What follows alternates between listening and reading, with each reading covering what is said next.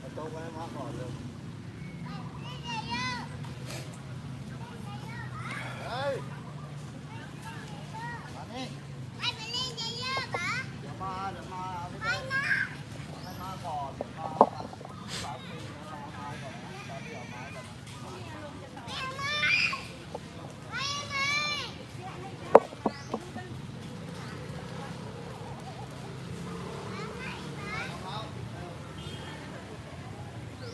ใส่เท้าก่อน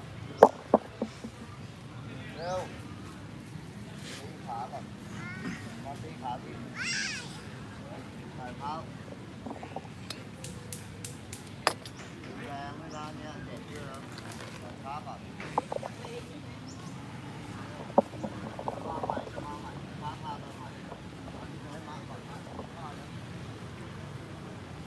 Good morning.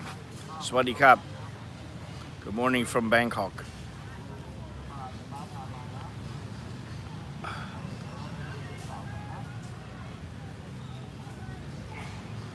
So I'm at this little park here. I don't know what if this thing's got a name here or whatever, but it's over by the Suan Puk, which is the Arboretum. Johnny, good morning. Hello to everybody else that may be here. I'm gonna go to, like I said, I am gonna go to Khao San Road down that area, probably on Thursday, but I am debating a few things right now with regards to being here and following what's going on with the protests and everything else. Now, I'm at this little joint here, this little park, and straight ahead of me, which you can't see because it's blocked by the car, but right behind that truck is a coffee place, which I got coffee before. I've had coffee from here before, and also a little place that makes food. So I just got some rice with vegetables and chicken, which is right here. Let's see if I can do this. There we go. Rice with vegetables and chicken. I've got fresh orange juice. And I've got my milky coffee. Let me see something here. Milky coffee. Yeah.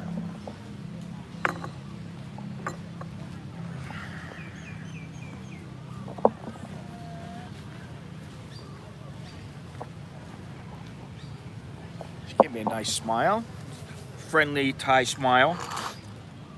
It's a good thing. Good way to start the day. So,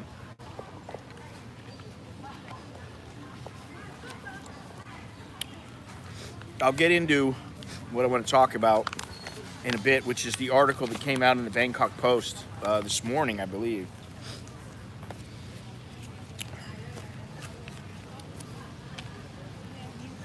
Alena Cup?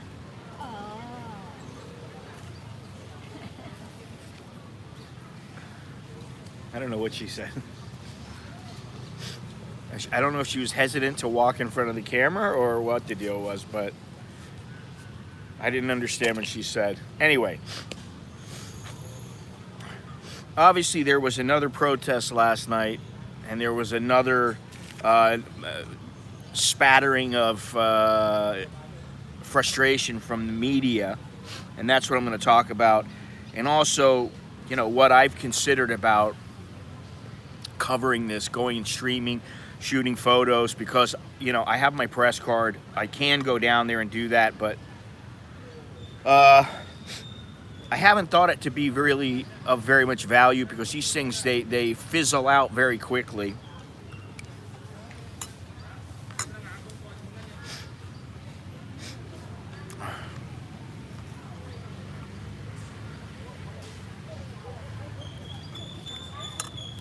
I got a message from a guy who was in Hong Kong photographing the protests when I was there, and we've kept in touch. And he was asking him, are you covering it? Are you going to cover it?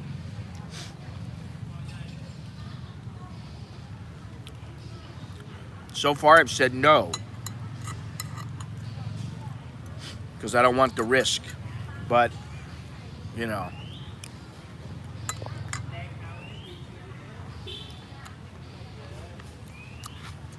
moving forward,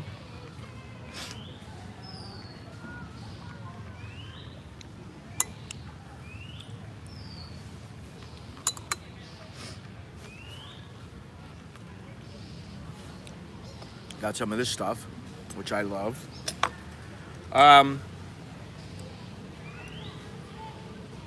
You know, as much as I'd like to just take photos, the streaming is a big part of the protest. You know, covering the protest, because everything is real time. You get to see it, and once it's seen, it can't be unsung.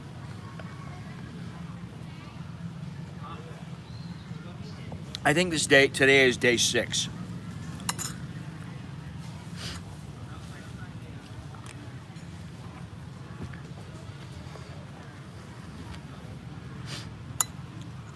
But, you know, I don't know what they're hoping to accomplish. You know, it can't be unseen. What did I say? Unsung?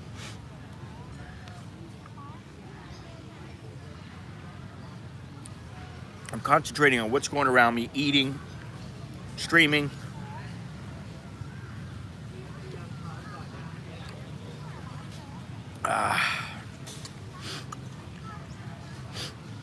Something else that I consider is that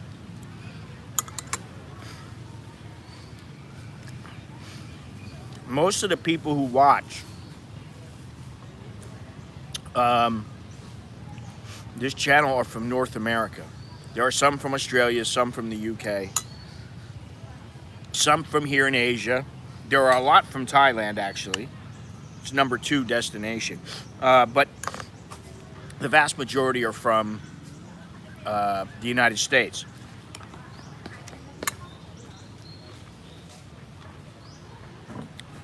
Last night, the protest ended at 7:15. So, last night was what? Monday night. That means Monday at 5:15 on the West Coast and 8:15 a.m. on the East Coast, the stream's over. And a lot of people are not waking up that early, like just to watch my stream or just to see what's going on in Thailand.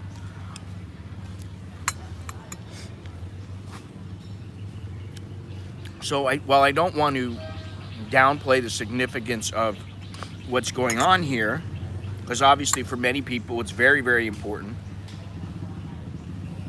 You know, I look at it from a little bit different perspective than the protesters do.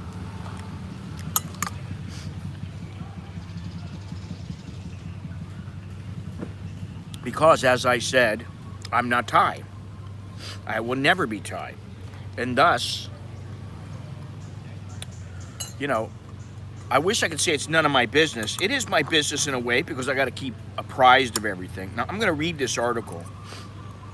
And I actually felt a little better that some of these organizations were standing up for freedom of speech.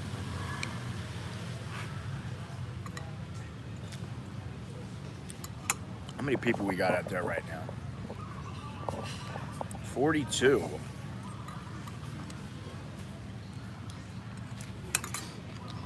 I like this little area.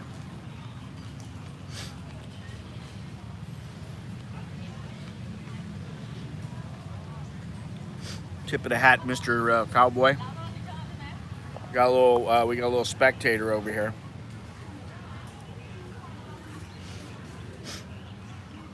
What do? Where'd he go?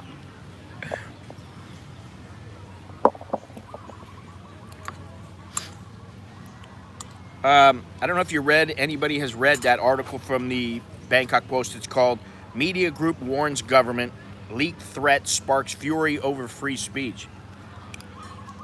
Now, normally I won't get into this. However, this is a pretty superficial article. It's out there, you know, it's out there. People know about this all around the world. It's not like I'm doing something that is I'm not spreading any fake news or anything like that. I'm not promoting the protest or violence or anything like that. In fact, listen, I got to say, in all the protests that I've been here, I've never been close to anything happening to me. The vast majority of the time, the military's peaceful, everybody's peaceful. They don't want to hurt each other.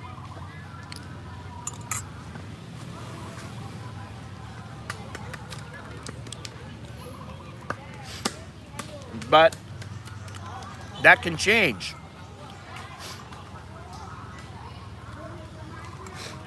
Yeah, and this is another thing. I mean, there's part of me that, I always look at things two ways. Try to look at things both ways, and in the middle, left, right, in the middle. Black, white, gray, shades of gray.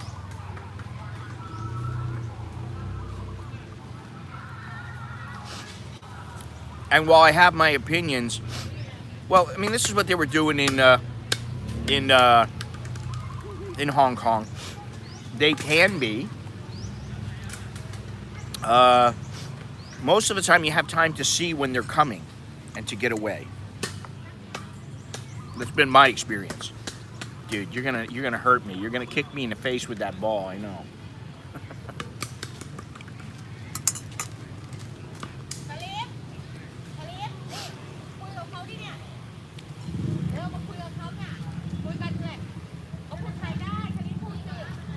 คุณพูดภาษาอังกฤษได้ไหมอยู่พูดภาษาอังกฤษได้ไหมครับ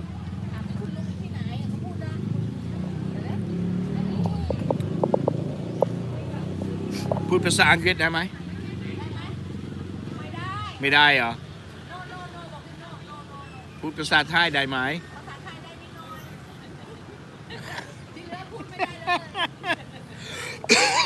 Don't make me laugh.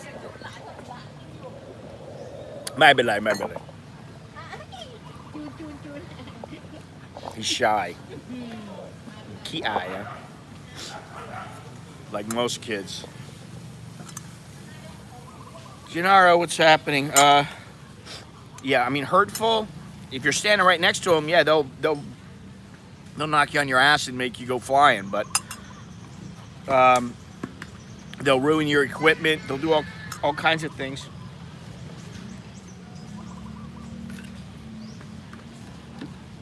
Anyway, getting back to what I was saying, I try to look at it from both sides for me, because I nor anyone else should be foolish and just decide, I want to go and I want to be part of it. If you're a foreigner, you need to stay out of it.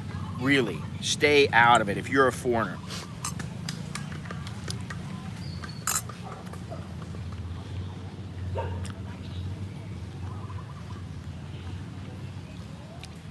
And my biggest concern is that tensions are very high right now because of the lack of tourism, the dwindling jobs, the overall stress of not knowing what's going to happen in the future, and then the disgruntled nature of those who are protesting. All these things things are rife for something to happen. So, and as much as I don't want to look and see what's going on here and what's happening, and I don't want to look at the news, I have been. I've been following it and getting into it. And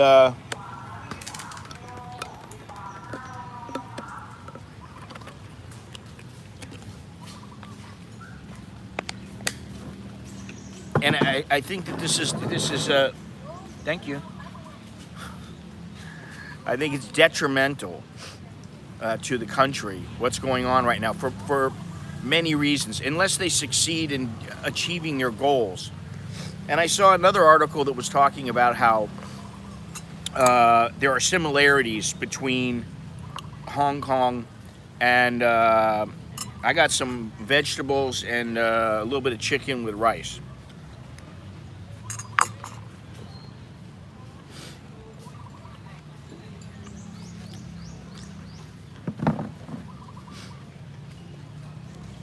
Pad Pak Ruam. Pad Pak Ruam. You know, it was talking about all the similarities, and yes, there are similarities. However,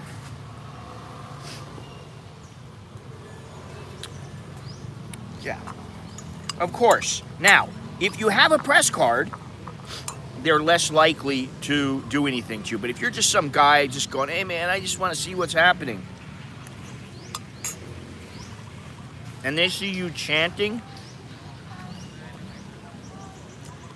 going along with the protest, not good.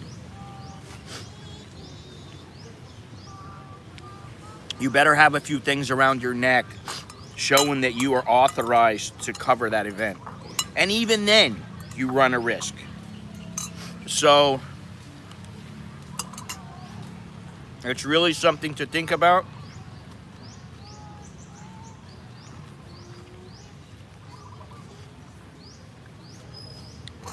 This was good, it was simple.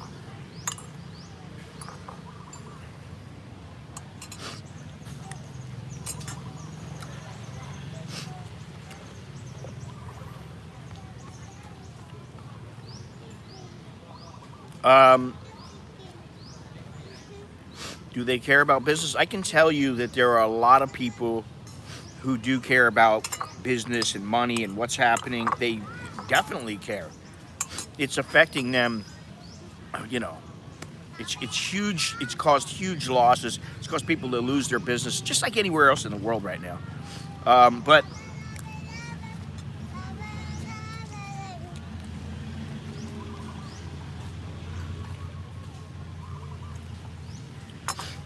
I would say that the majority of people on the street,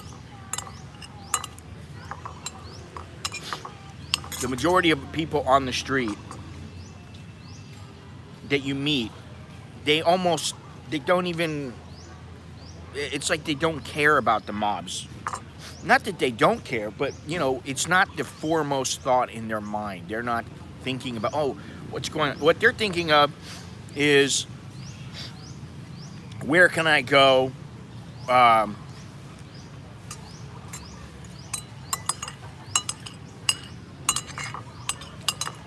Is the route clear?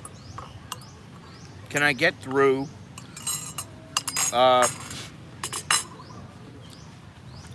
Just as I said the other day, Alex had school, and he didn't go because there were supposed to be protests at Asok, or there were protests the night before at Asok, so they didn't want to take a risk. I think I still got to pay this guy. And so they didn't send him to school. Now let me read this this article, and I'll tell you what, I felt better after reading this. Because, you know, maybe it's just me, but I'm going to say it's me. Not that I may or may not be right or wrong. I don't know what I am. I'm just saying this is my opinion. This is me. Maybe I'm getting ahead of myself, but I've come to the conclusion that it does seem to me that Thailand the government is changing things a little bit. Kap Kuma Kap, thank you. Kap Kun, thank you. They just gave me this.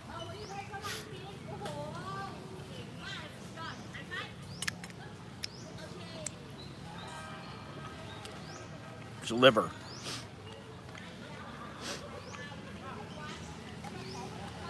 I think she just wanted me to interact with the kid, or she wanted the kid to interact with me, and the kid is shy and like, leave me alone. I don't want to interact with anybody. I just want to kick my ball. Now I'm obligated to eat all of it. It's all right. It's I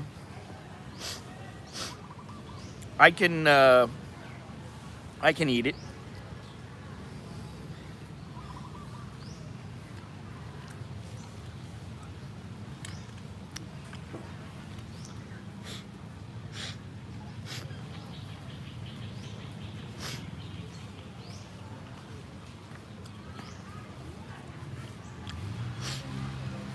I'll eat chicken.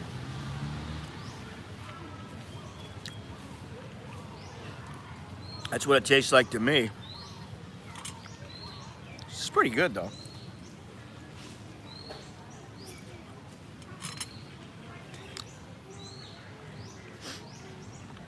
So, let me read this.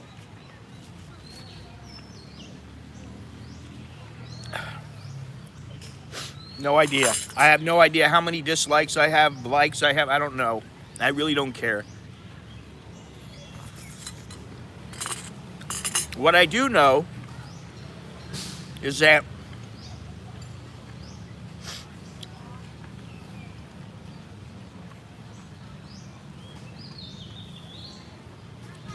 a little bit chewy. Is that if I get 20 dislikes, 20 thumbs down, by the next day it's down to like 5 or 7 or something like that. They disappear. It's just gonna disappear. Not quite as good as foie gras. Anyway, yeah, before I go on, please click thumbs up. Please share. If you are new to this channel, please subscribe. No, it's okay, but that's all right. You can ride the bike though. It's all right, man. It's cool. He wants to show me how he wants to park his little bicycle here. Okay, cool. I guess I'm in charge of his little bicycle.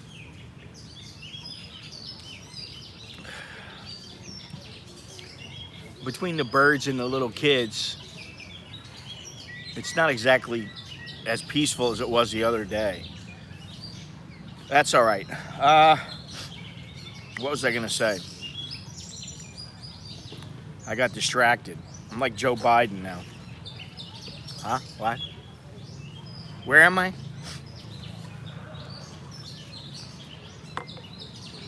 Sorry, let's stay out of the U.S. politics. I don't even want to go there. Ah. All right, let me read this. This was in the Bangkok Post, and here's what it says. Media group warns government. Leak threat sparks fury over free speech.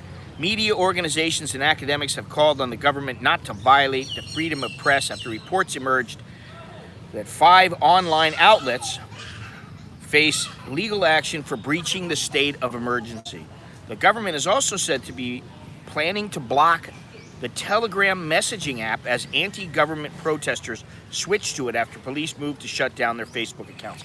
Now, I didn't know what Telegram was until I got to Hong Kong. Once I got to Hong Kong, I became a member of many, many groups, and now I just went off it.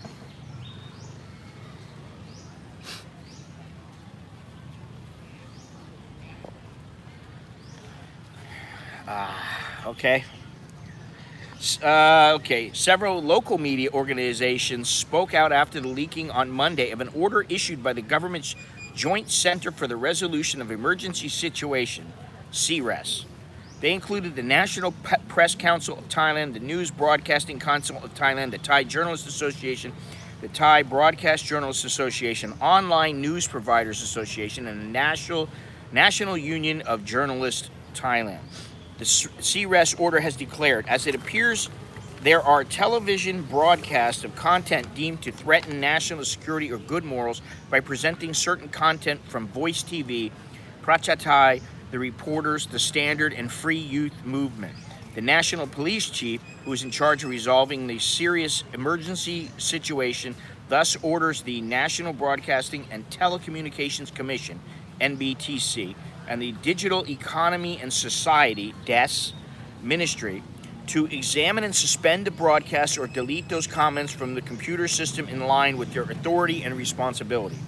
In their joint statement, the local media organization said they were opposed to any forms of media freedom suppression by any side and urged the government not to abuse the law by silencing the media. They warned that restricting people's access to information could prompt more people to join the protest and make the political situation more delicate and susceptible to violence.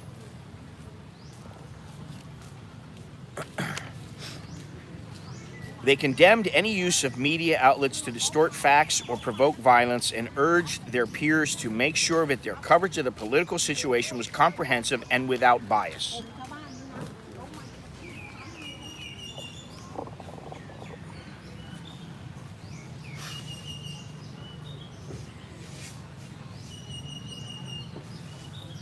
Anyway, let's move past the farts and all this other kind of talk. Whew.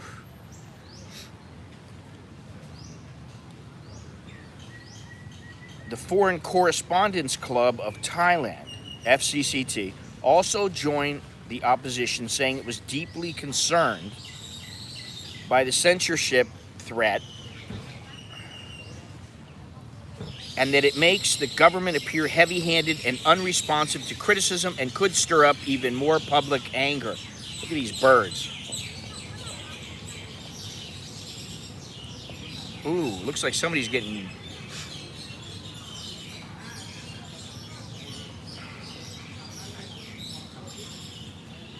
Are they killing that thing, or what are they doing? Are they mating? Are they killing? Or what are they doing?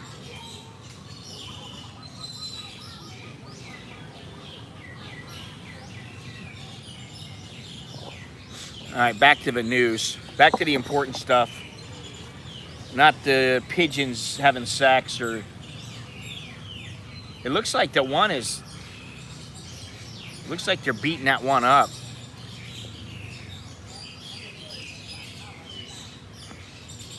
All right, let me continue.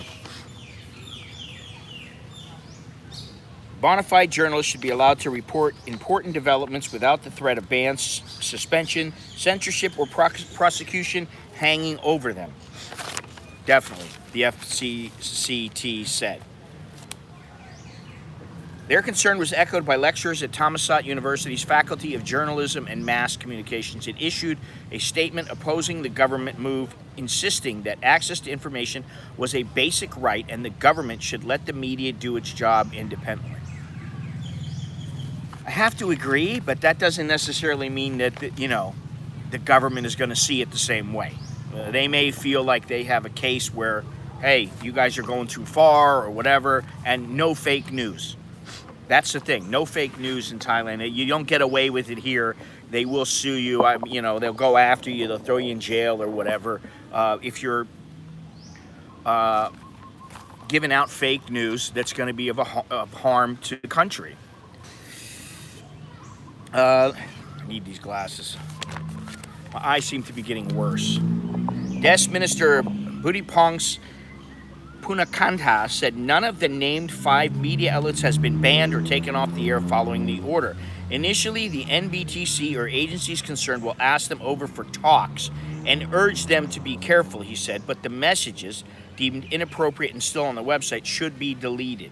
He also explained that live streaming of anti-government protest was not banned, but that broadcasting controversial speeches and defamatory remarks should be avoided.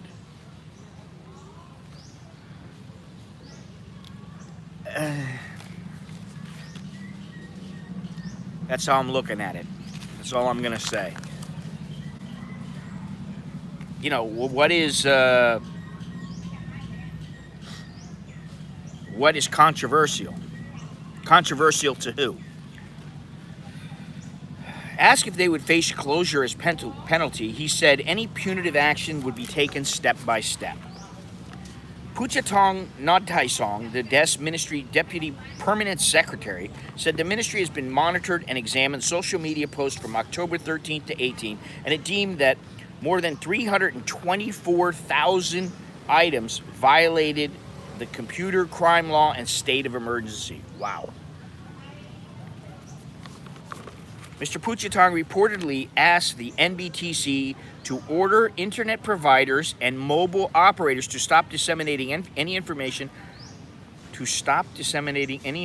which violated the emergency decree and to delete it. Well, you know, to me that's the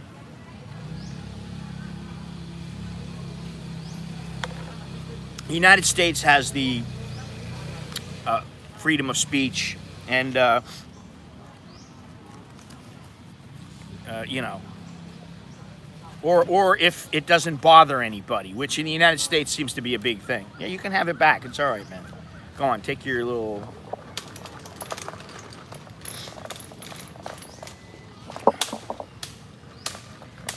National Police General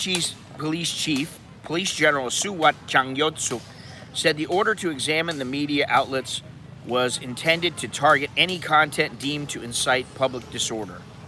He also stressed that no media outlets had so far been closed down or taken off the air. Okay. There is such a thing as self-censoring. You know, and you think about that. It's the government doesn't always have to censor everything. You know, people self-censor themselves all the time, whether it's here or anywhere else. I got to say that. But, you know, we're talking about here. The 5 targeted media outlets on Monday issued statements insisting their reporting had honored media ethics. Tapani Itrichai, a founder of the Reporters, said on Facebook the outlet was still operating. Meanwhile, the Court of Appeal Region 1 on Monday awarded 200,000 baht bail to 3 protest leaders, Parat Chiwarak, Panusaya Sitira Watanakun, and Nuchanon Parot, co-leaders of the Kana Ratsadorn People's Group, in connection with an anti-government rally at Thammasat University's Rangsit campus in Pathum Thani on August 10th. Dusit Kwang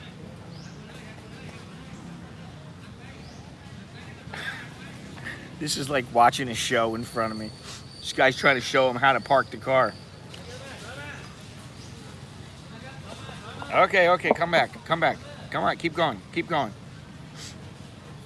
Okay, enough. Should have seen him when he was trying to get him to turn the wheel to parallel park. This guy is Mr. I guess he's the parking attendant. Dusit Kwang Court on Monday granted 20,000 baht bail to 19 protesters, including Jutapat Pai Dowdin Bunpatara. Oh man, these names. This is getting to be a bit much. Bunpatara Raksa, following an anti-government protest at Democracy Monument on October 13th. That was when I first started thinking. A little bit before then is when I was thinking about going down to Khao San. And even my wife the other day, when I told her I was going to go to Khao San, she goes, "Aren't the protests taking place down there?" I go, "The protests are not taking place at 9 o'clock in the morning. I'll be long gone before the protests start."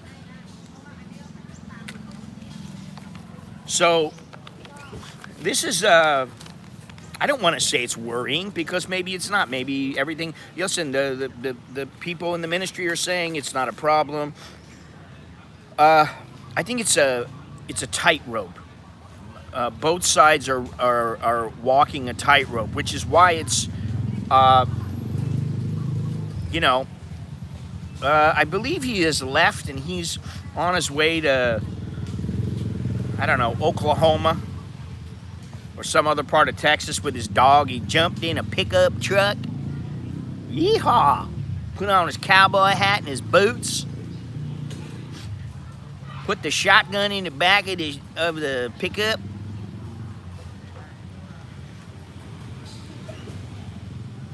And he's on the road with Willie Nelson.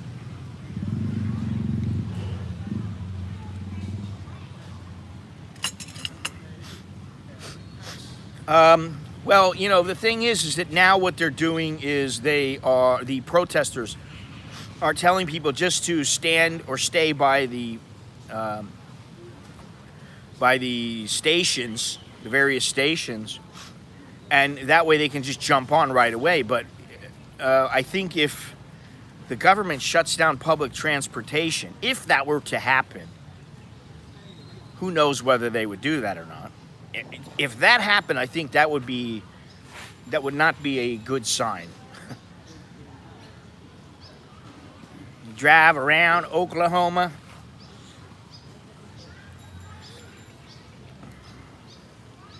All right, well, where are you then? Inquiring minds want to know. Are you like in the pickup truck right now? Are you asleep at some hotel, or have you left yet, or what's going on?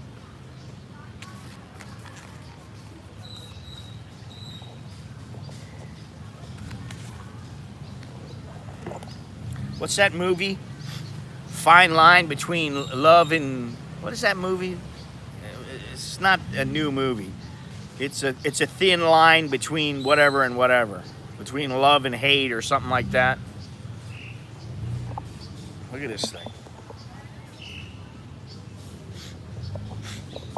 Over here we got a squirrel.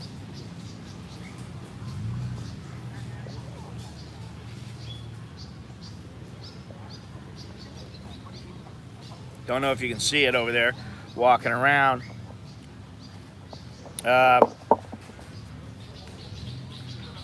Oh man.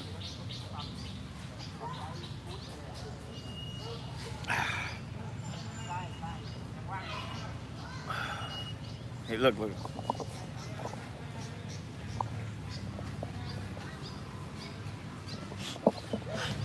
He gets into his work.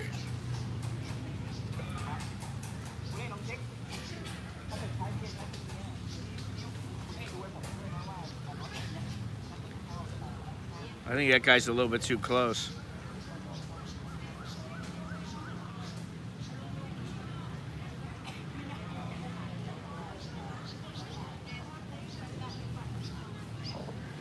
Anyway.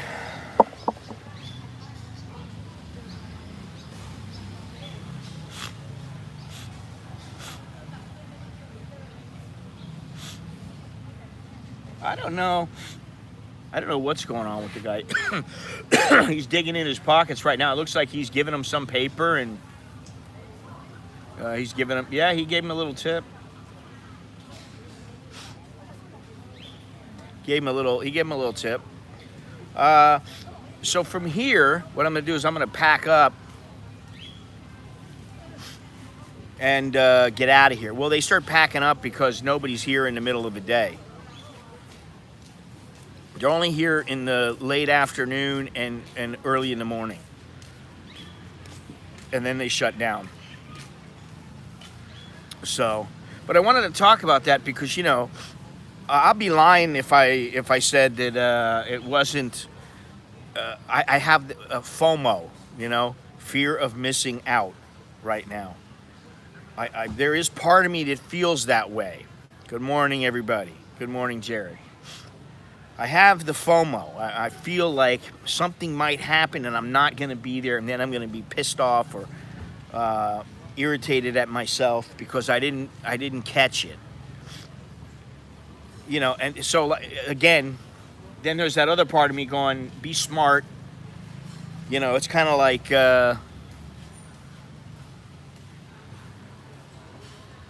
do the smart thing, not necessarily what you want to do, and think about the what ifs. So I'm trying to think about those things, but you know, there is a draw to it for me. So I don't know. I don't know yet. I'm not sure what's going to happen. I want to see what goes on. I want to see how the government responds. And, you know, there are people, I know some people who, they do this all the time. They've been all around the world. I know various people, and they are starting to get involved in it, like starting to take, I can take photos right in the middle of it. I mean, you know, I don't have to be a distance away. I mean, it depends. It depends on the shot, but I could be, you know, I could be photographing police. It doesn't really matter. If I'm going to go out there, you're going to have to, if you're going to go, you might as well go and do what you're going to do. I don't know. Or they wear different color shirts and, you know. I saw something the other day. I don't know if it was archival footage. It didn't look like it, but, you know, there is the very real worry that there could be fighting among the people that are protesting. You know, you got, like you said, the pro-royalists. so you won't be seen as well. I'm not participating, and believe me, when I'm out there, I have all my press badges on. Everybody will know that I'm doing it if I was doing it. You know, I haven't said yes, and I don't know that I will. But if I were to do it, I would damn sure have everything around me, around my neck, saying, you know, hey, I'm pressed. Now, whether that matters or not, it should matter. That doesn't mean it will. It didn't matter in Hong Kong. It didn't matter you were pressed. They still shot at you. They still roughed you up. They still, you know, they didn't care. And I know if Simon is listening, there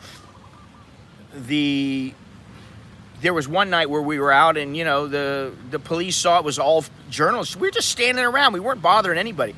And they just started shooting tear gas in our direction. And it was like, what the fuck? You know? Yeah, this is how, you know, this is how it is now.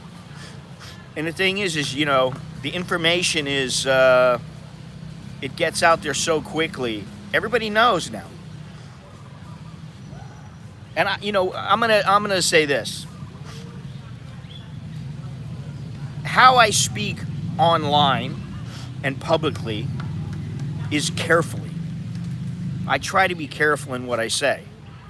Now, privately, amongst my friends, amongst people that I trust, I'm going to say whatever I want because if I say something that's potentially wrong, potentially harmful, you know, I can always, the person can always say to me, hey, what are you saying? Do you really believe this? And then we can make a case, we can debate it. Online, I can't really do this, and I don't want to do this. I don't want to get into it. Like I said, I live here. My family lives here. I don't want any problems for them. There should not be. And the last time that I went to a protest, I took photos. I took a lot of photos. And there were tanks out. And there were no problems. But that was a little bit different. I can't even remember. I think that was back in 2003 or 2007, 2008. I can't remember. It was a long time ago, though. I didn't have any problems. I probably wouldn't have any problems now. But I do have a feeling, just a sense, that this is different. I don't know exactly how. I can't, it's not tangible. I can't put my finger on it right now. But one thing I was saying is that while there are similarities between here and Hong Kong, I think there are also some differences. Hong Kong, really what they wanted was they wanted their own sovereignty from China. They wanted to be completely autonomous and independent. That's not what Thailand is after. They want, you know, they do have a 10-point guideline, which I didn't know about until I started reading up a little bit, which is similar to the, you know, 5 demands, not one less kind of thing. But what I was going to say is I really hope that they work something out and that they figure what is beneficial for both sides. I hope they can do that. I'm not counting on it, but I would hope so, because I was thinking about this the other day, or the last time I streamed, and I was thinking about how, which is on Sunday, I guess, I don't want to say Thailand as a tourist destination is dead, but as I was speaking to my wife, and I've said this before, I think every day that goes by and every place that closed down, everything that happens here that's a negative because of the shutdown and because of any protest that might scare some potential tourists away when they're allowed to come in, further degrades the tourism infrastructure. It took Thailand about 30 years to really get up to speed to where they were a powerhouse in the, you know, they've been number 1, number 2, they've been in the top 5, top 10 for a long time.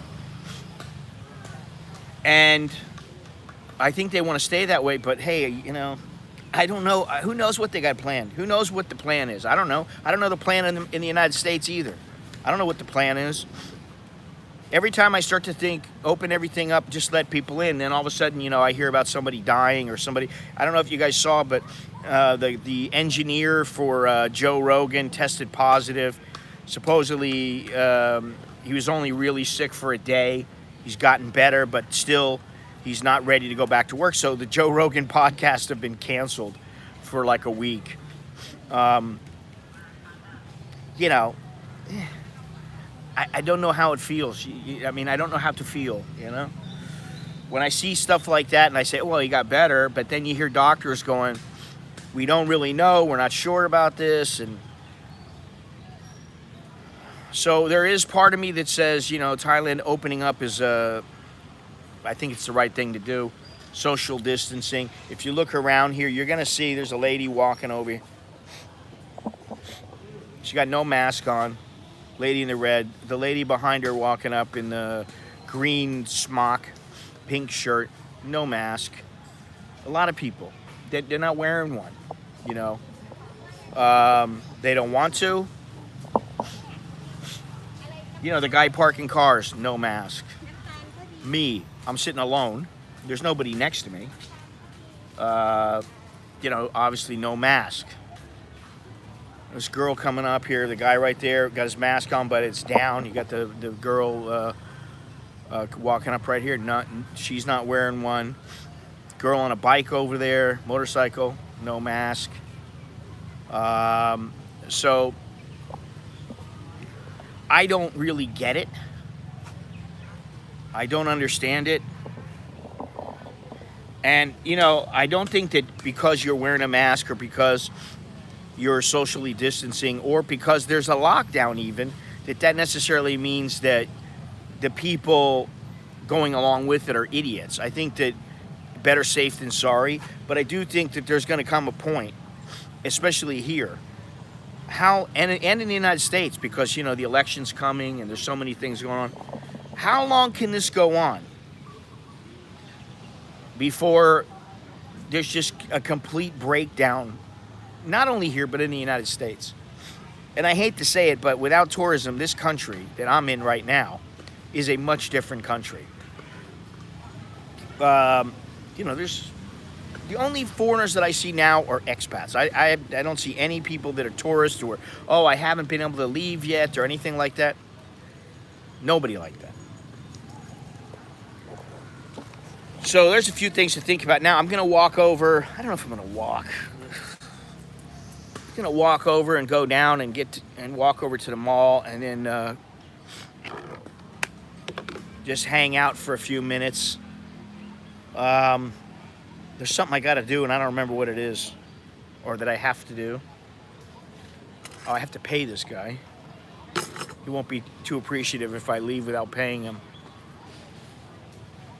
So that's what's going on here. As the hashtag says, what's happening in Thailand. That's the big hashtag now. I'm anxious to see, you know, supposedly on Friday there's going to be this big meeting. And, you know, I don't want to say I'm optimistic, but I'm hopeful that something gets worked out to where the students go back to being students and they can do things differently. They don't have to go out and protest, and because it's not going to. Seeing protests in Bangkok is not going to entice tourists to come in. Not that they can come in right now, but civil unrest is never good for tourism. So I think we should think about that. But let me get set up here, and I'm going to take a hike here and go over and pay this guy, and then probably just take a taxi over there.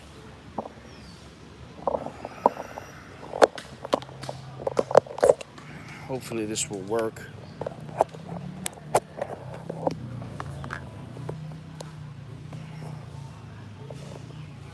Whoa, General Mr. Happy. He's so happy.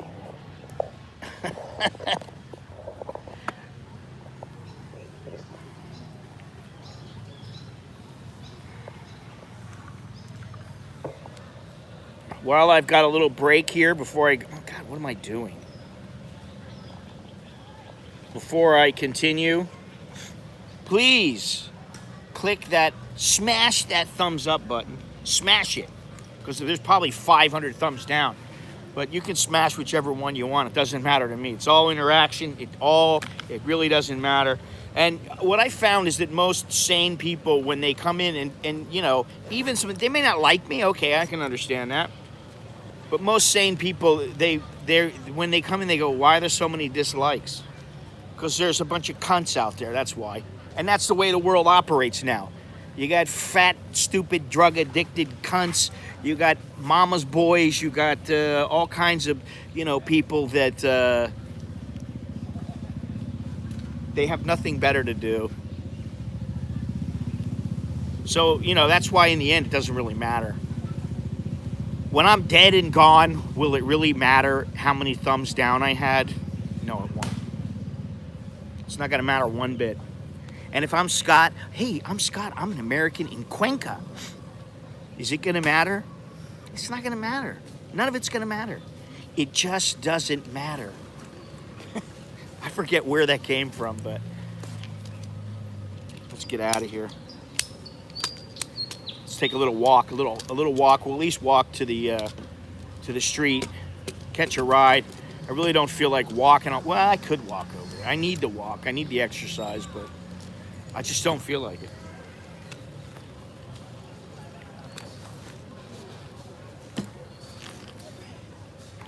Also, oh, is that what it was? Meatballs? Yeah, I can't keep up with all these movies now. Haven't seen that in a long time. Also, don't forget that, hey, you know what? Don't forget about Patreon. I almost never talk about Patreon, but Patreon is a pretty good way to support the channel. I think for as little as $1 or $5 or something like that, you can support whatever it is I'm doing, whether it's going out in the middle of a Hong Kong protest or a Thai protest, or sitting here having a meal, going to look at baristas for a subscriber that has a barista fetish, whatever it might be. It doesn't really matter. That's a way to support the channel. There's t-shirts, there's books, everything's in the description. You can always use the Cash App, which I've been pushing lately, because you get a little bonus if you're new to the Cash App. You sign up, it's $5, and guess what? You get that $5 back as a bonus, and I get a bonus $5 too. What we've got here is failure to communicate. Cool Hand Luke. I love that one.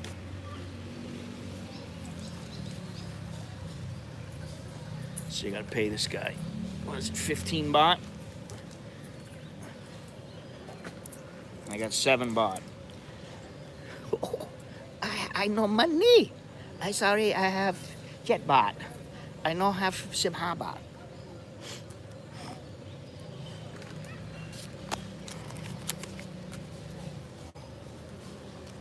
ไม่มีตังค์.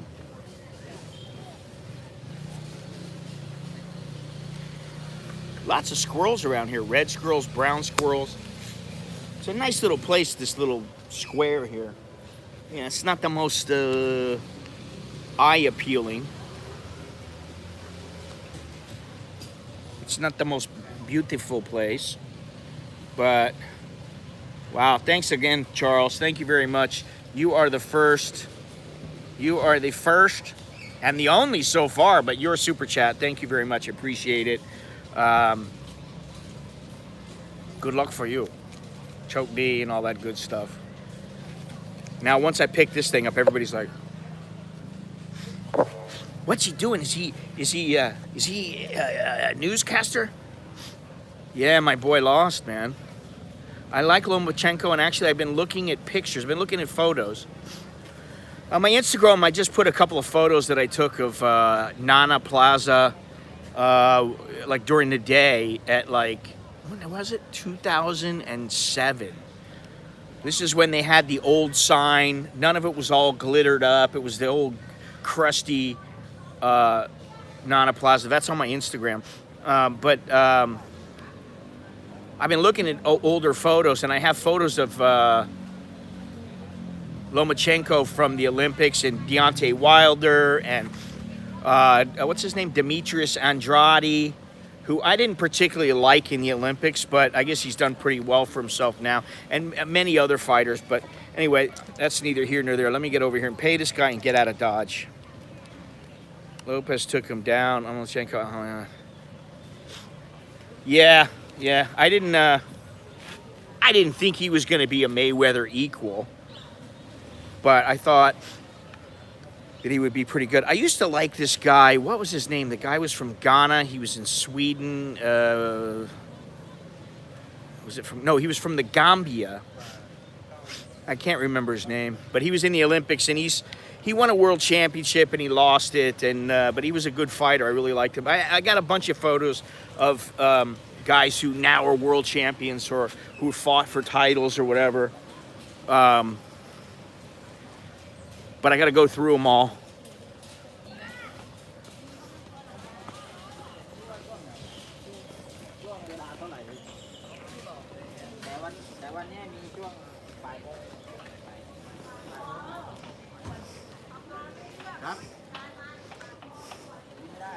Cup, my cup. Yeah, joke dig.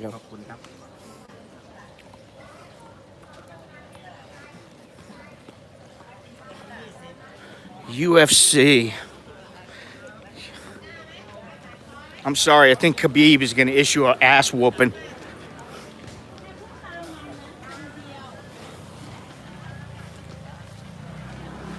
Oh, we got lots of food. Got lots of stuff. Lots of good stuff. Lots of veggies. Look at this.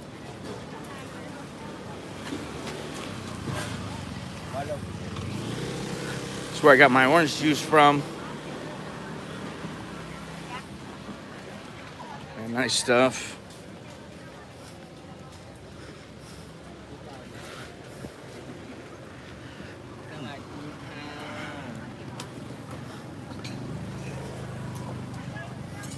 Ooh, I love those.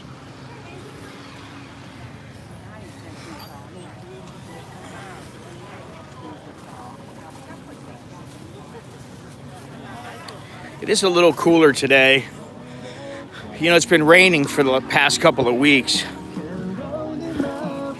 And that rain has slowed down a little bit.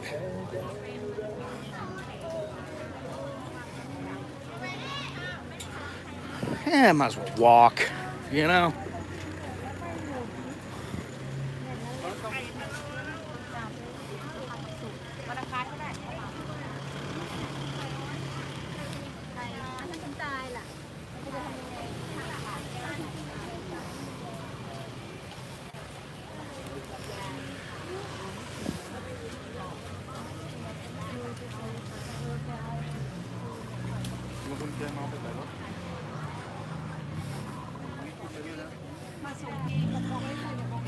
Well, they're all the same, but this is this is not a neighborhood where there's a ton of foreigners. So it's largely unaffected. You know, I mean, look, you see here, most people are not wearing their mask every minute, you know. Some are, some aren't.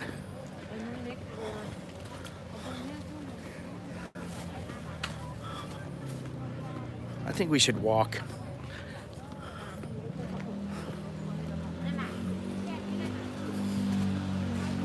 There's a little dead stretch ahead, but that's all right.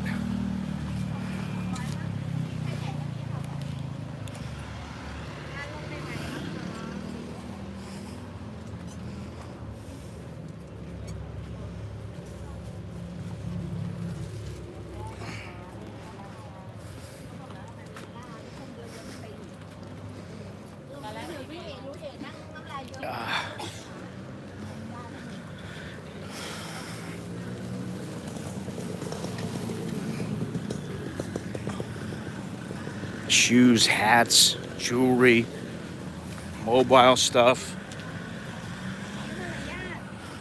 more coffee, football shirts, clothes.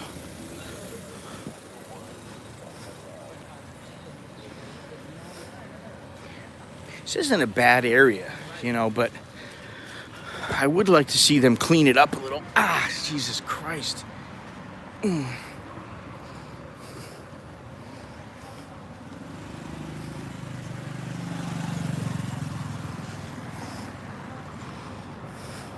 This particular street is fairly clean.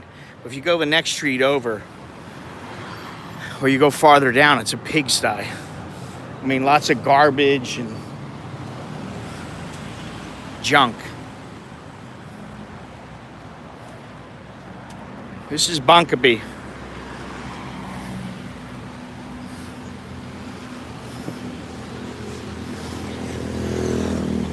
think I'm just gonna go across already.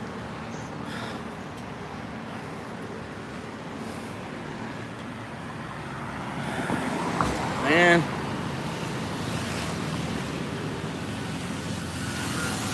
How do you make a tissue dance? I don't know, and I don't know if I want to know. I don't know that it's important that I know how a tissue dances. But go ahead. Feel free to let us know.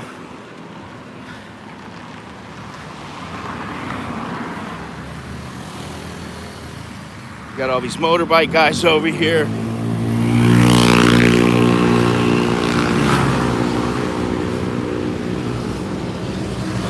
Taxi, motorbike. Riding on the sidewalk. Yes, they still do that here.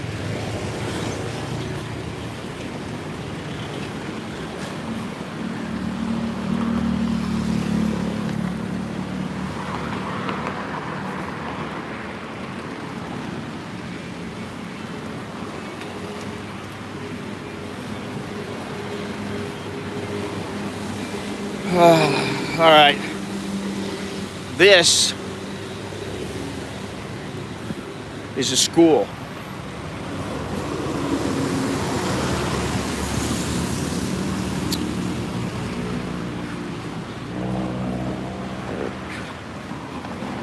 You know, I talked to somebody yesterday on my way home from wherever it was I was.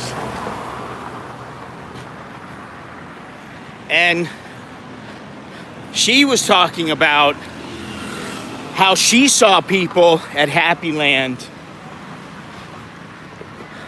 And she was wondering, oh, what are they doing? But, you know, I had stopped. The taxi had slowed down and I was watching them. But I guess she didn't get to really take a look. She was driving. So people are noticing. But all in all, from the people that I've been around, at least, my experience is that people really only care if it's going to affect them as far as getting around, you know, logistically. And I'll say this, I started talking to my wife and she's like, she didn't even, it wasn't even something she was really thinking about. She's like, yeah, we'll see what happens. You know, that was her attitude.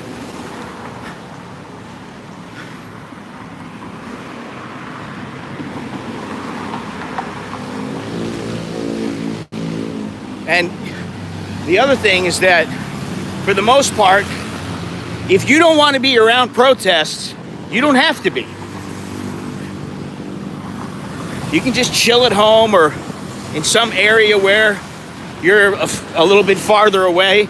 Apparently there are protests in other cities, something like 10 cities. But all in all, nobody's bothering people who aren't out protesting. So again, there's no real reason to go out if you don't want to take part in it or you don't want to be around it. You don't have to. Nobody's forcing anybody. It's always the students too. Not just here, but many other places. It's the students who tend to protest. They tend to be the majority of protesters.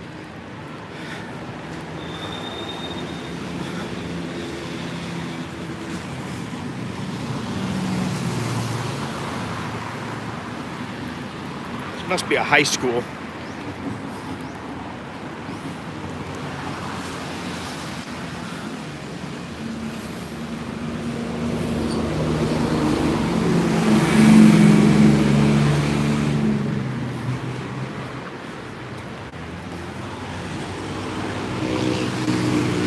Anybody decide not to come to Thailand anymore? Has anybody made that decision, like, I'm not coming until they get their act together, or I just don't want to be there now?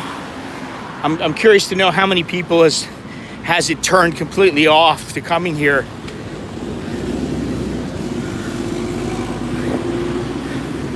Because, you know, in the circumstances now, even if I could get in, and I was just deciding to move over here, I don't know that I would move here.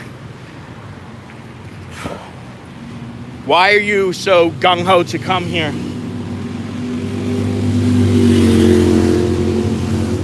I'm curious to know what makes you decide I'm gonna come here right away, as soon as I can. The day they open it up, I'm gonna be jetting over.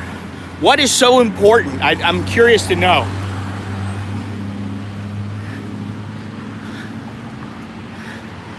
Oh shit, you know what? I forgot to lock this thing down. Hang on a second. That's not good. No wonder it's moving around.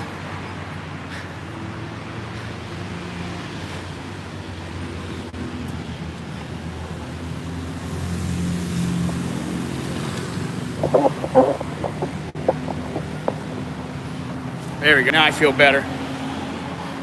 You're moving here again. Why are you moving here, and how old are you? Curious to know.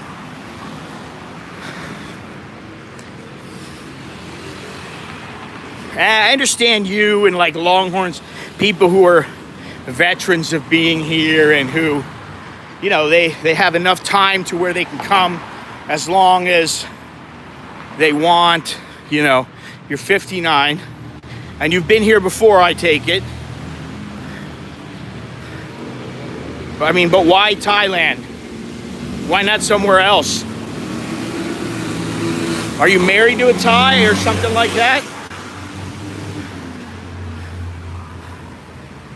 You'll have Thai wife? Retired, I've been there 7 times. Huh?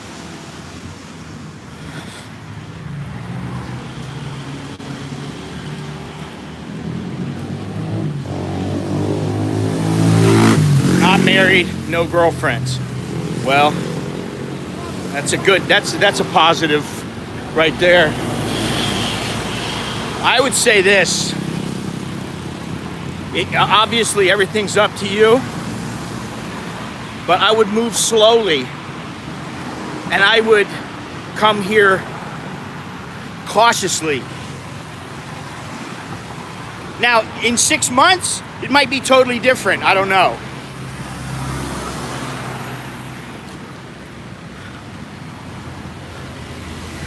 Harley. You know, I would just kind of, you know, the place isn't going anywhere. Now, whether you can get here and stay here or it becomes more difficult, that can always change. But I wouldn't be, you know, packing up all my belongings and sending a shipping container over here or something like that. I wouldn't be doing that for a while, especially with COVID, you know. It all depends on your circumstances, but wow. Keeping your house in the, well, that's probably a good move. No, I know who he is. I just watched The Big Lebowski a couple of weeks ago. The dude. We all gotta go sometimes, unfortunately. Yeah, enjoy life when you can. I mean, that's the thing. You don't have much of a choice. In June, that's a pretty, I would think that's a safe assumption.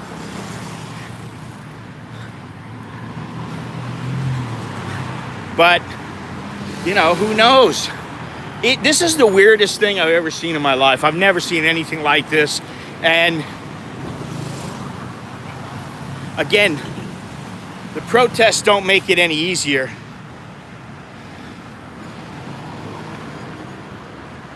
Who knows what changes will take place between now and then. One thing I was thinking about is from after the Vietnam War until recently, the United States has been a pretty stable place.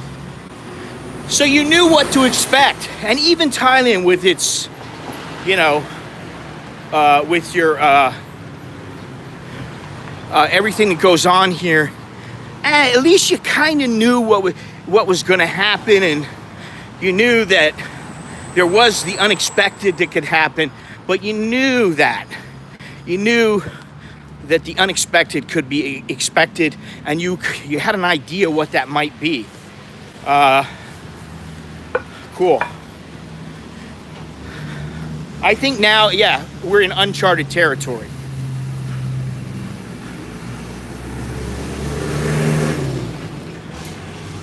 Yeah, I don't talk about it very much, but we still have my wife's little house in the south. And her sister and husband take care of it. And they actually, they get money from somebody. There's somebody that lives in one room in the house. A couple. They live in one room in the house. And that money that they get from them every month pays for the electricity and water, and utilities, and a little bit's left over. So, it's a pretty good deal.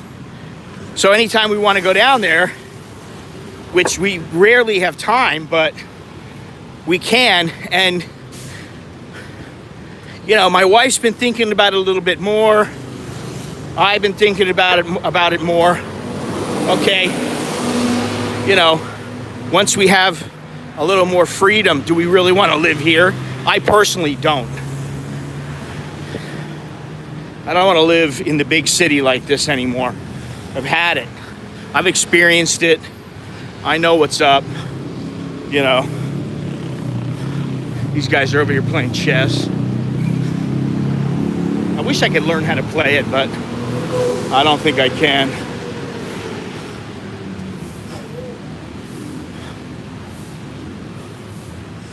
Not many guys out now. This place used to be packed. It used to be, over here there would be all kinds of people playing.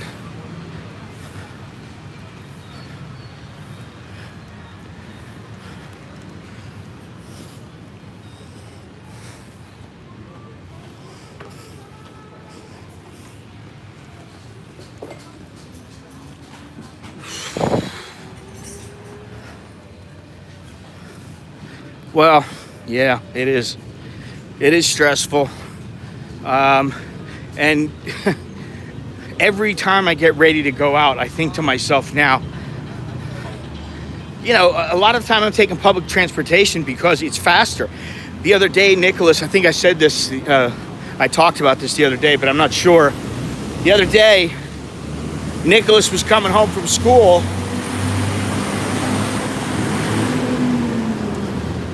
He was coming home from school, and he's on the bus, and the bus wasn't moving.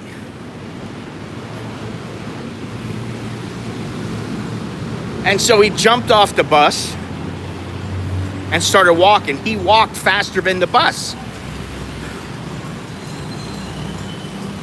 Hang on.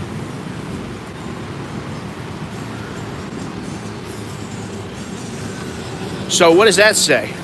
Right this second, the traffic is not all that bad.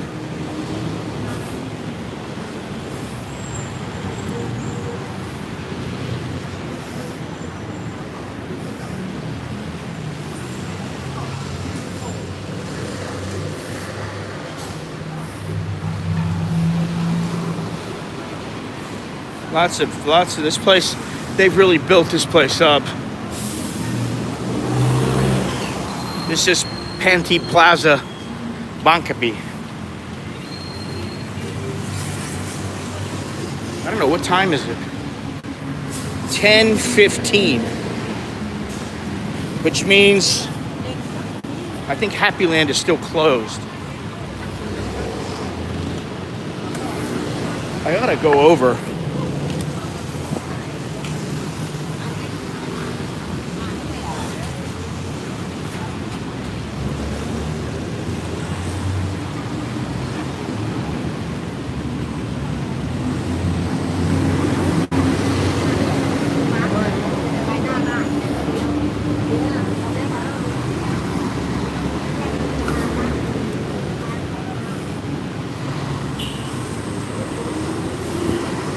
You want to go through the market?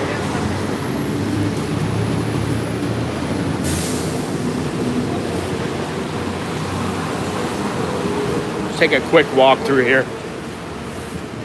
It stinks, man. It always stinks.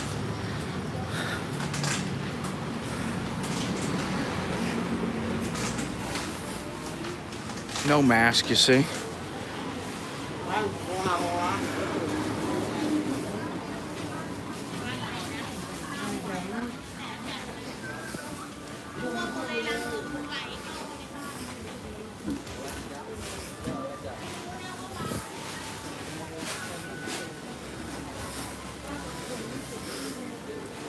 Finally got some dark soy sauce. That's what I got yesterday.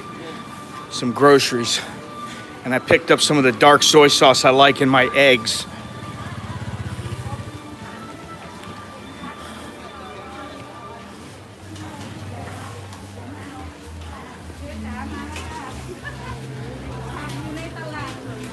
Hang on a second, I gotta mute this.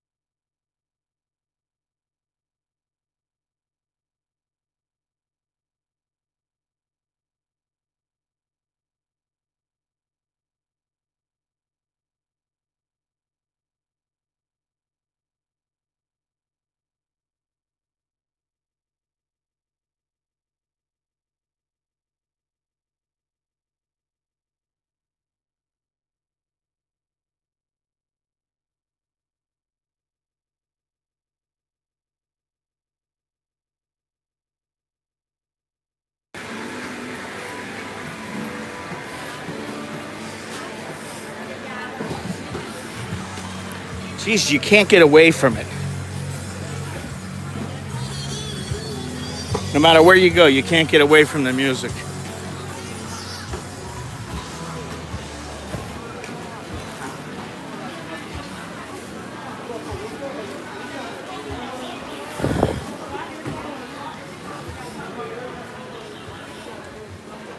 This reminds me of Myanmar, except a little bit cleaner.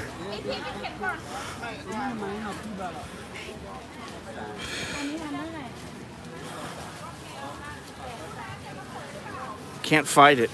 Can't fight the music.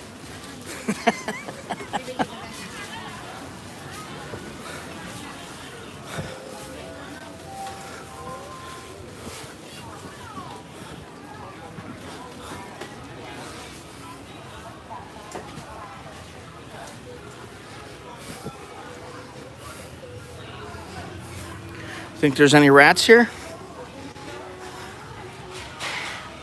If someone is singing a tune on no background music, it depends on the song, but yes, it can be. It depends.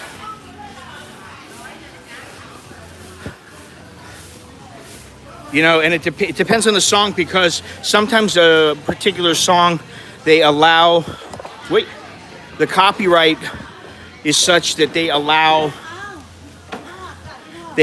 a cover version. They allow a cover version of the song, but that's it. You know, and sometimes they don't even allow that.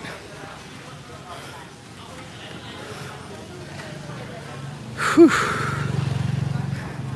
Now, for those who have been around for a few years or who have seen the video, there was a video I put out called Pork Stall Girl. Hello, Swadikap.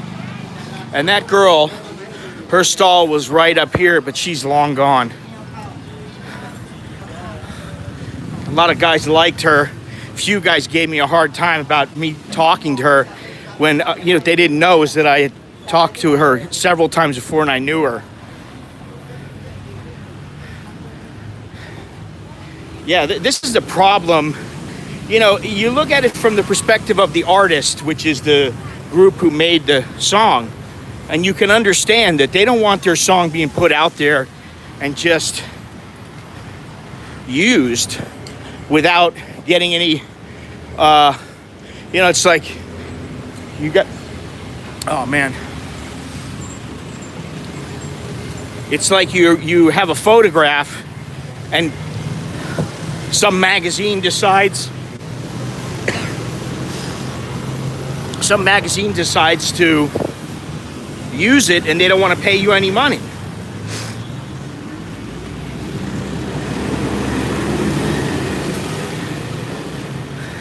That's not what she said. She said she didn't even feel a thing.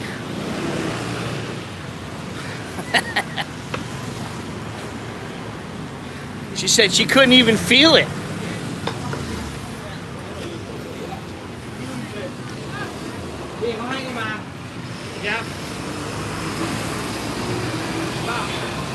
Now you see all the work being done here.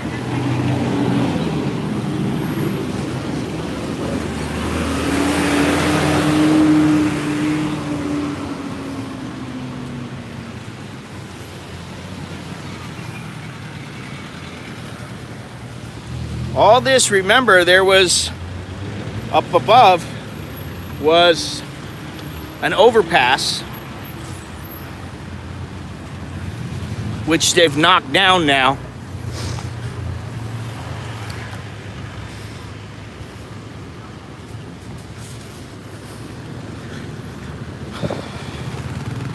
It's all gone. Pete Tong. I wish they just get it done already because traffic is miserable most of the time here.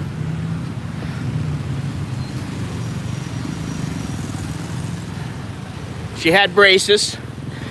What I remember about her, and I can say these things now, Swatika, you know, okay, she was cute and she was friendly and she always talked to me every time I walked by, every time I was shopping in the area for, usually I go there for vegetables. That's it. I won't buy meat there.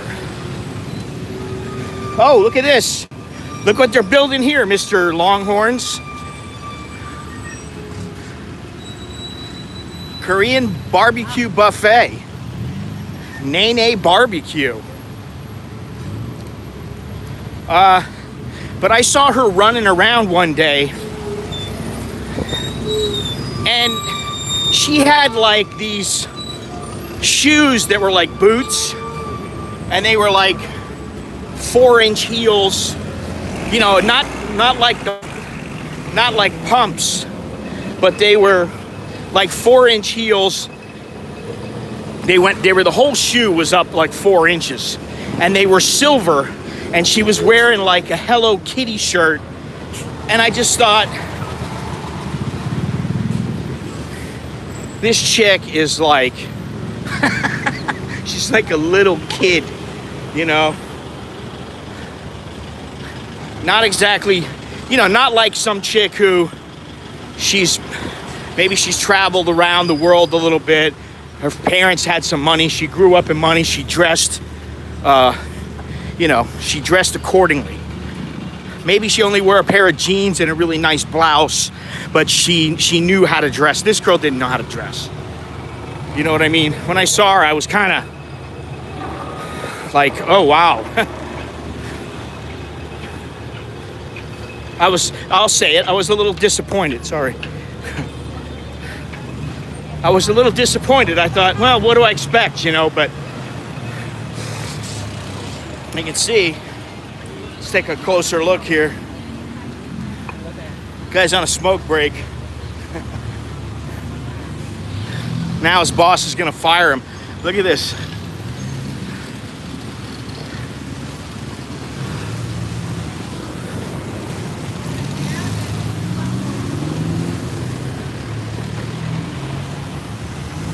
Well, even my wife says, and I'm not saying, most of the time when I go out, listen, I'm in a shitty pair of shorts or t-shirt, whatever. I'm in a pair of shorts, t-shirt, like right now, flip-flops.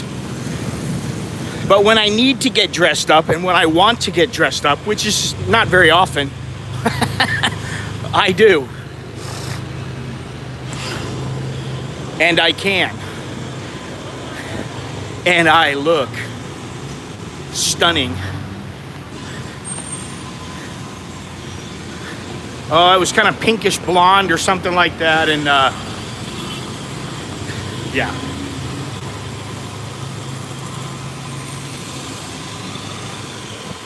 Whew. Yes, I look marvelous. Let's get through here. Hopefully the escalator's up.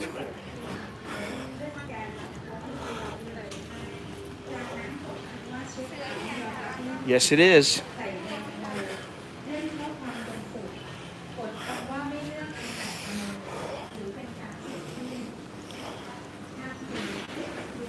Whew, man, it's hot. It was nice and cool earlier, but all was walking around.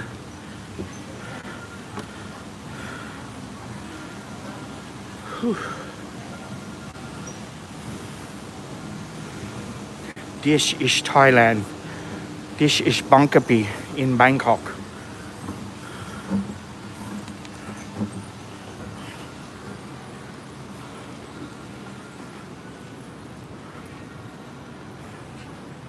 You look marvelous, darling.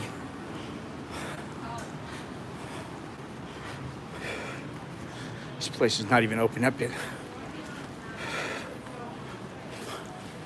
I guess the girl that used to be over here, every time I walked by, she would be wearing makeup.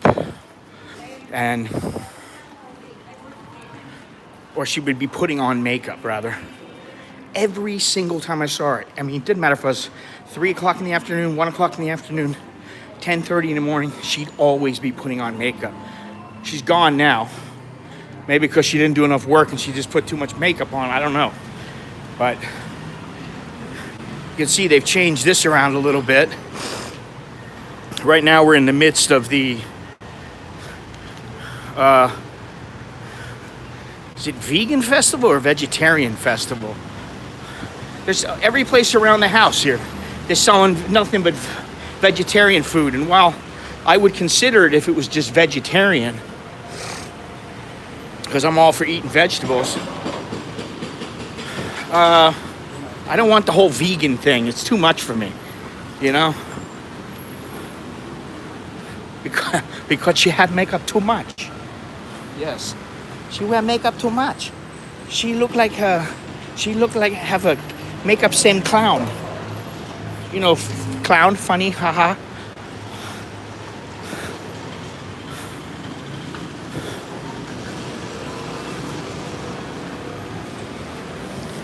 Check this out. I thought this had bamboo in it, but it doesn't. I don't know why they have this under here. I mean, I have an idea why, obviously to keep it up. But that's a little scary to me.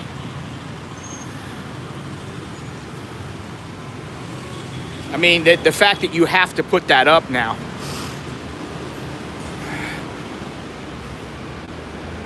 Let's go down.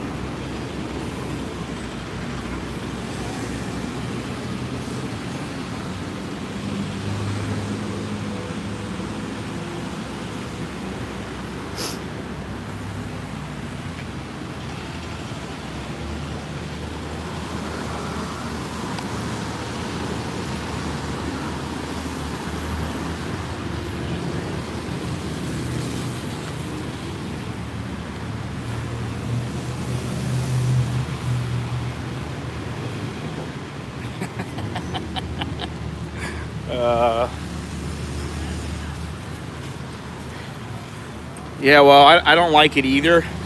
However, I will say this, that it's pretty well known here that a lot of time what it is the mother and father or some, group, some, what do you call it? I don't want to say like gang. They will force the kids to go out and to collect money. And so, there's two schools of thought. One is that you don't give them any money because it furthers everything. It promotes that because they get something out of it.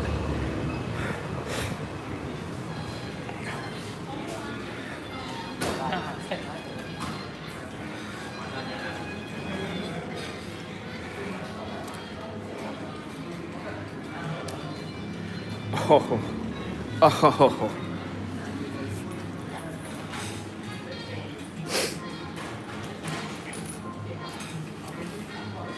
โอ้วันนี้เป็นยังไงอะเหนื่อยเหรอฮะร้อนทำไมอะเหรอ Yes I'm hot เท่าไหร่นะ25ใช่ไหมGet that from your man. Don't get it from me. ไม่ได้ทำงานนะไม่ได้เจอคนนานๆเหรอต้องมาตอนเช้าเป็นเบียร์แล้วก็เพลวแล้วก็ผู้ชายด้วย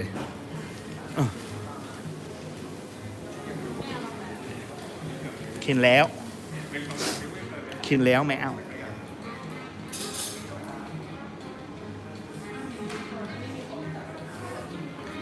เต็มเลย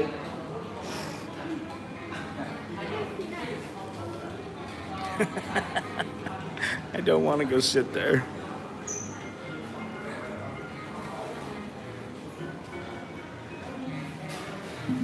It feels good to get some exercise, eh?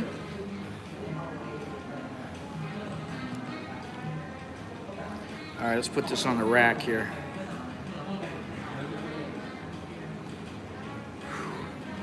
It's hot, man. Oof.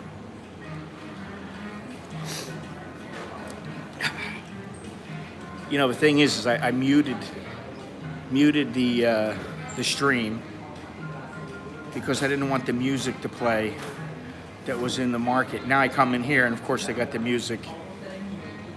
Not that it matters. The 14 cents is not going to matter all that much. Anyway, zoom those legs in on the bench for my legs. You want to see my legs? I got good legs. My legs are nice. Here comes the big boss of Starbucks. You want to see my legs? My hairy legs? Oh, the legs outside. Oh, okay. I think I'd rather go outside and just go chill outside so we can people watch.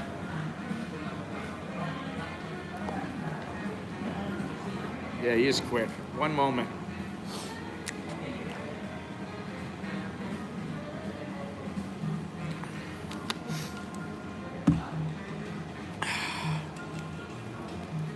Let's go outside.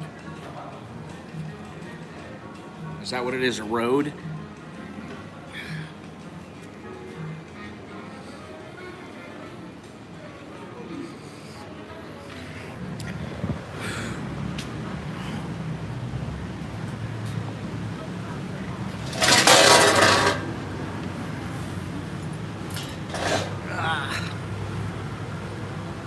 I don't know.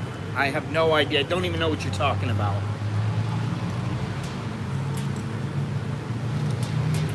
What you talking about?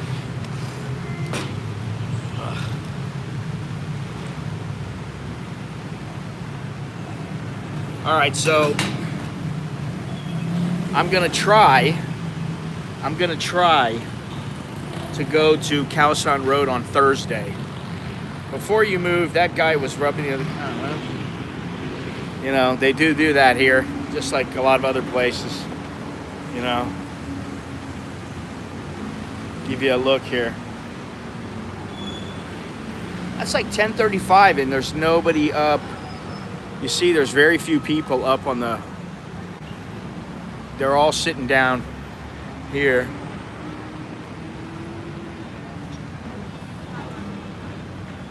Everybody's got their mask on here. Everybody except me. I don't have a mask, but nobody's sitting like 20 feet away from me.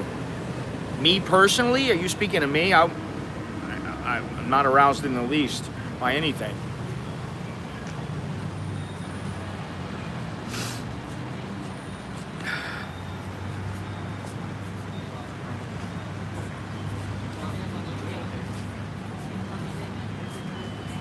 Anyway,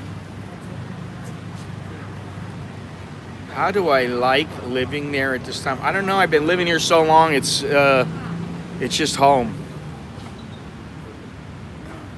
Honestly, I don't feel like I'm living in this exotic, strange, you know, place like some people might think. It doesn't feel that way to me. It's just home. I'm very comfortable here.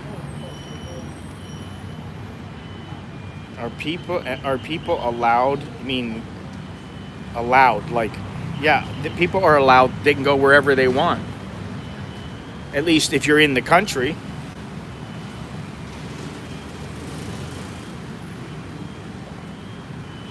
Yeah, I don't know. I don't know what the deal is.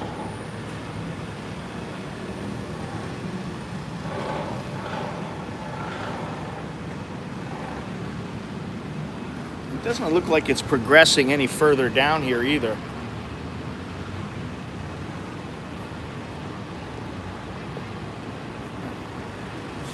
Could I hire you to teach me about the culture and find an apartment for 6 months? No, you're not allowed to travel here now.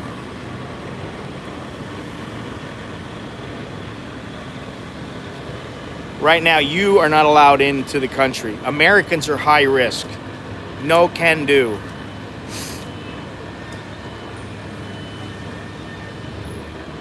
You won't be getting into this country for at least another 6 months. Unless you have a wife, you have a Thai wife here, or you have a Thai wife, or you have a job, or you maybe if you're retired here, or you have some medical condition.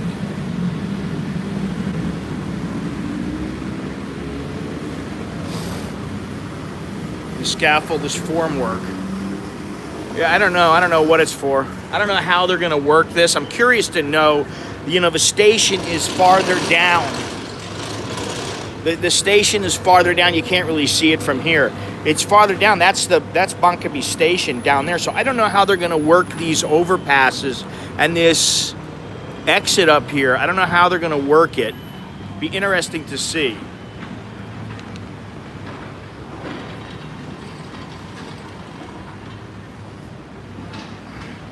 I tell you what, travel and learn. If you want this kind of information, become a Patreon patron, become a member of my website, or join the YouTube channel or something like that. That's how you get all this information. Because we're in the middle of doing something here, and you know.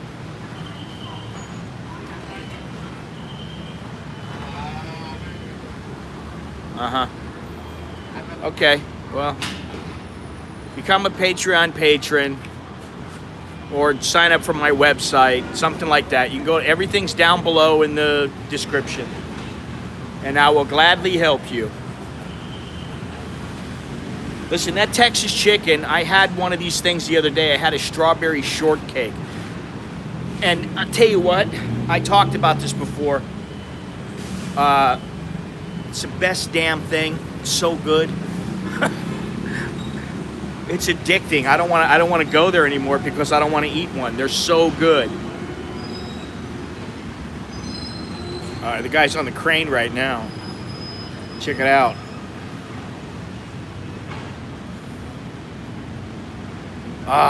Listen, Soy Dog Cowboy, I would dare say, knowing you and knowing how you love cheesecake and ice cream and the such, that this would, I mean, it's like 42 baht, which for here, that's a little bit expensive. I mean, you know, it used to be that at Burger King, you can get a little sundae for 19 baht, and it was enough. It was enough to, you know, satisfy the desire.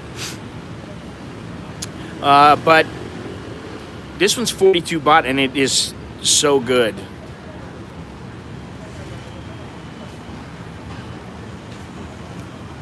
It was turned into the China scourge. That's something last night.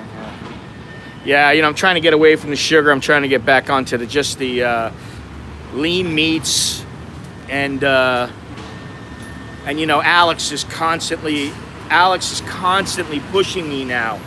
You know, make sure you don't drink any soda. How are you cooking that meat tonight? And he's even worse with my wife, because my wife wants to eat, you know, things with the curry and coconut in it and coconut milk, and he tortures her. Why are you making this? I just want some boiled chicken. Boil me up some chicken, please. That's what he'll tell her. So, what was I gonna say? Where were we at here? I'm gonna wait until after Friday. I want to see what happens on Friday, because there's a meeting here. I just got fit. You know, this guy's telling me he wants to move here. He's travel and learn. Dude, you want to move here? I don't know how old you are. That would be good if you told me. But if I was contemplating moving somewhere right now, I wouldn't.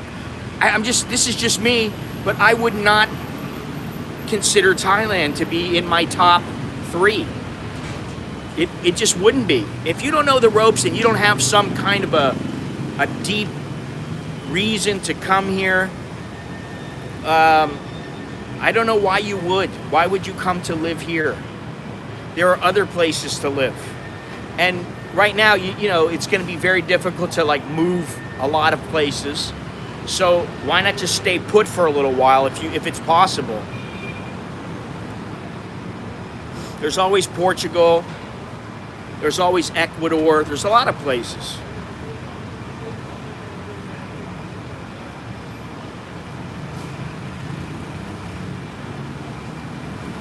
Anyway, let's just check out what's going on over here.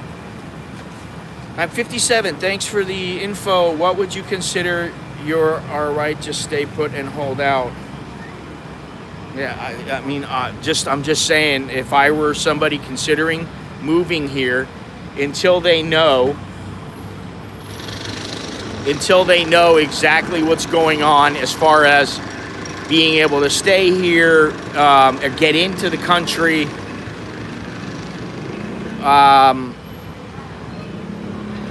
I don't know that I'd go anywhere. If anything, you know at home that, well, I just think it makes it a lot more.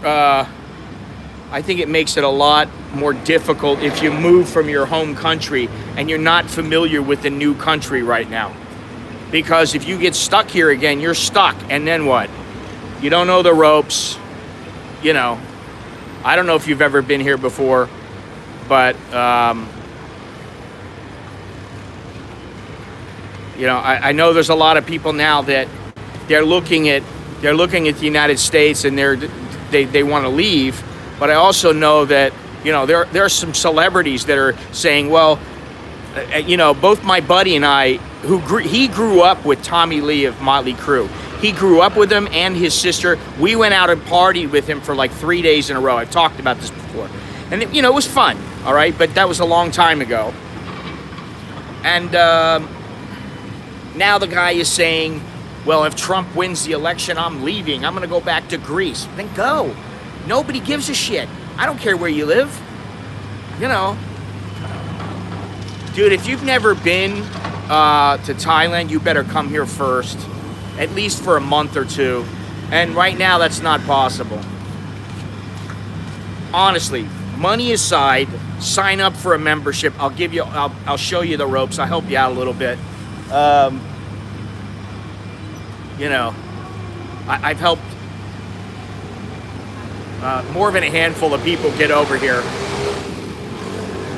And you know, you need to get your mind right about when you move here. And if you're just going to come here and you're coming here cold, you better have substantial funds so that you can afford to screw up. And not everybody does, but even then, I mean, you know, even Jono, who is one guy who's still here, you know, he tells me every once in a while he has a little issue or something like that. He's getting through it now. He's been here over a year, and but he knew the ropes before he came over here. He just didn't know about living here day to day. But he was married to a Thai girl before. I mean, anywhere you go, I wouldn't go to Ecuador or Portugal or anywhere else. I wouldn't go to these places and decide to live there until I had spent some time in these places.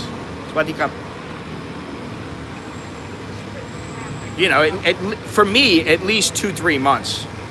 I'd want to start getting a feel for a place. You don't really get the feel for a place in a few weeks, you know.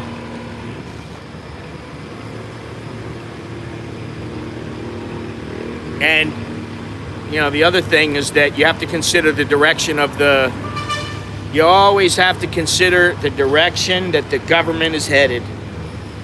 You got money, I would, listen, I'd give New Zealand a try, you know. Or at least keep enough money to set yourself up. Laos, I haven't been there in a long time. You know, it was progressing a little bit when I was there, but I wouldn't have wanted to live there back then. It's kind of like living in old Cambodia. That's the way I look at it. But Cambodia has changed a lot as far as well. And this is what I mean. If you have money, you don't need to. You can live. There are many other places that you can live that are far better than here. Now, you know, if you're like you're going to chase women, and you know you want it to be easy, you want it to be convenient, you just want to like hang out at the beach, and then one day, you know, fly up to the mountains or something like that, and you want to hang out. Okay, this is a good place for that.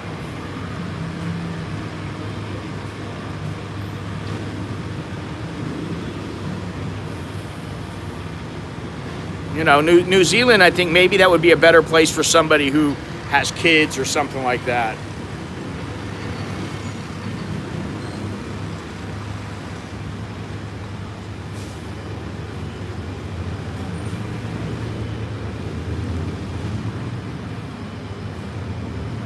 Now the people are starting to show up here.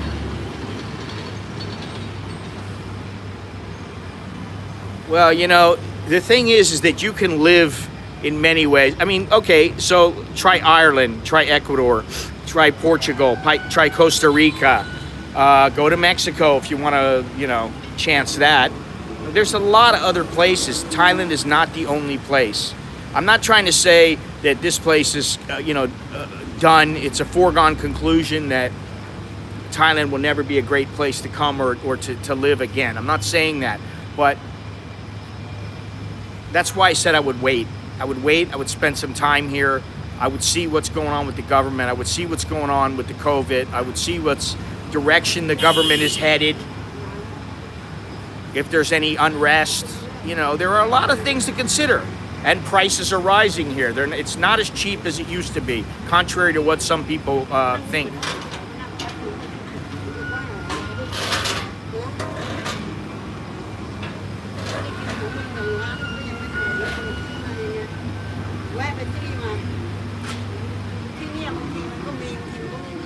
But I want to see what happens if on Friday, if this meeting that's supposed to take place on Friday here, if it does any good, because supposedly the leaders of the protesters, of the parties that are protesting, well, we can put it that way, they're supposed to meet with several people in the government. I don't know if it's going to be Prayut or not, but they're supposed to meet and they're going to try to iron everything out. But I don't know that they can, and I don't know what good it's going to do. So, but I'd like to see what happens. And honestly, I think if they are going to have this meeting, I think that maybe the protesters need to think about what they're doing, because I can't see this continuing if there is no violence, or if there is no,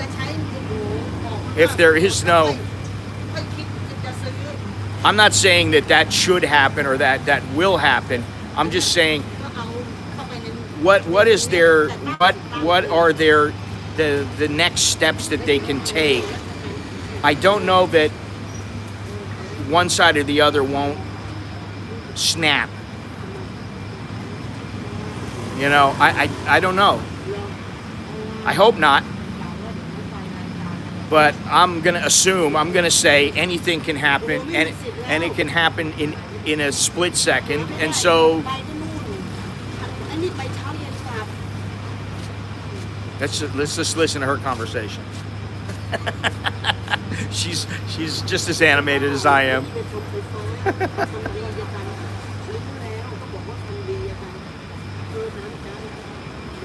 I should try to get back in here. One side is already snapped. Well, I'm talking about, listen, firing a water cannon, to me, that's not snapping. I'm talking about they start shooting at the students, or using rubber bullets and these kind of things. Then I think that, you know, that says a lot. Yeah, I know about Antifa, and I know what the Democrats are doing. I know what the Republicans are doing, and I hate it all, to be honest.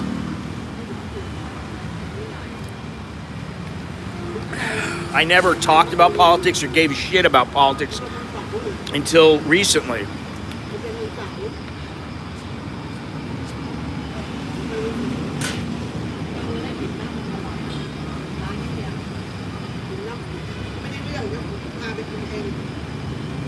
Really? Wow. That's pretty excellent there, bud. You know, I have looked into, like I said, and people know this, I have looked into Ecuador, and in 5 years, you can become a citizen of the country there. And there's no problem buying land or anything like that. You're not like here, everything's a pain in the neck if you're a foreigner. Let me tell you something. I can't even get, they have this card for Cafe Amazon called the Blue Card. They won't even let me have one. I can't get one. It's not like I don't have, you know, it's not like I'm here on a tourist visa. I've been to Panama once, only for, I think, 5 days. But I met Roberto Duran. That was all right. Briefly. It was like a little 5-minute thing, but that was pretty cool.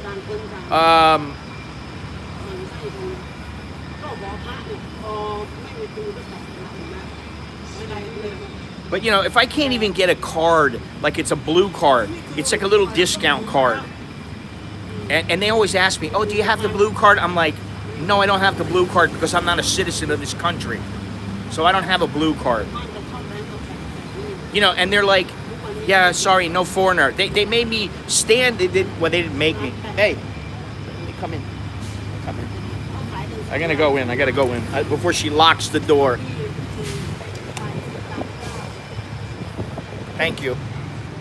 Thank you, madame.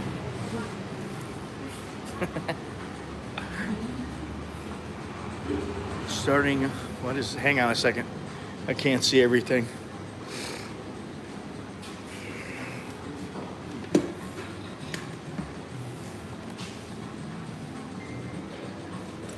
All right, let's see. We're back in. Never seen this guy before.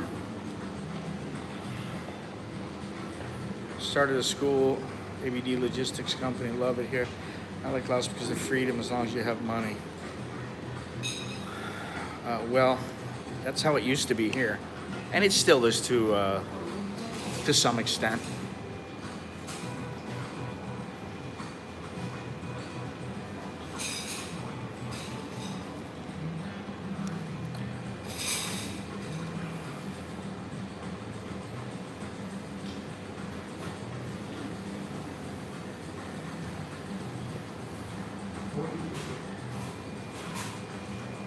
I think it's much deeper than that. Honestly, there are a number of reasons.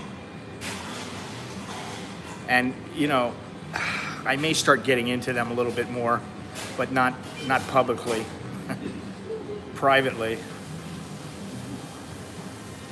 $40 a year for a marriage visa. Well, not everybody wants to get married. That's the thing, unfortunately.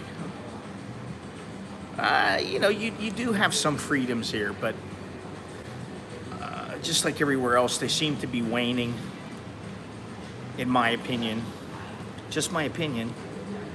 I'm not stating a fact. I'm just saying it seems to me that, and this is really in most places in the world.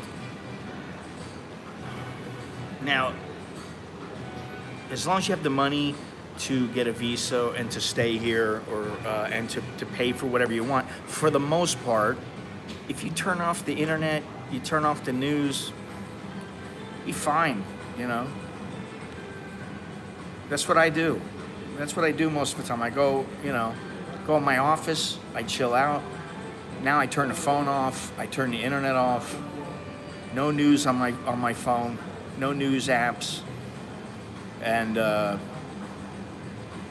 you know, what China is today is what the West will be tomorrow. I don't fucking think so, but we'll see. You're entitled to your opinion. I hope not. I hope that's not true. Might be true here. Well, that's, I used to say that a long time ago. And there's one thing I always say. Coming here on holiday, coming here for a visit, short term, is much different than living here. You know, it's as simple as that. And you will never be Thai.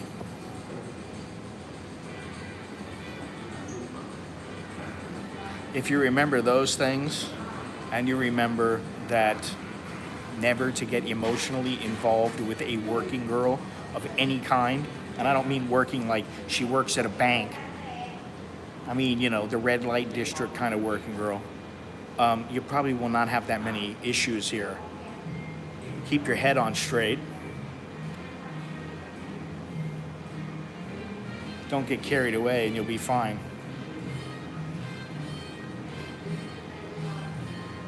It seems like Miss Tien is here today. Mrs. Tien. She seems to be very tired. She's got a kid, you know. She's taking care of the baby. Baby's probably waking up still, giving her a hard time.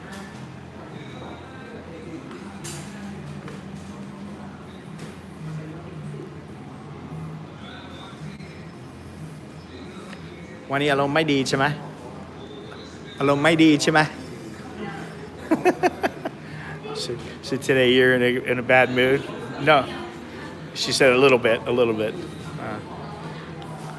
She said she's hot, but I think she's hot and tired.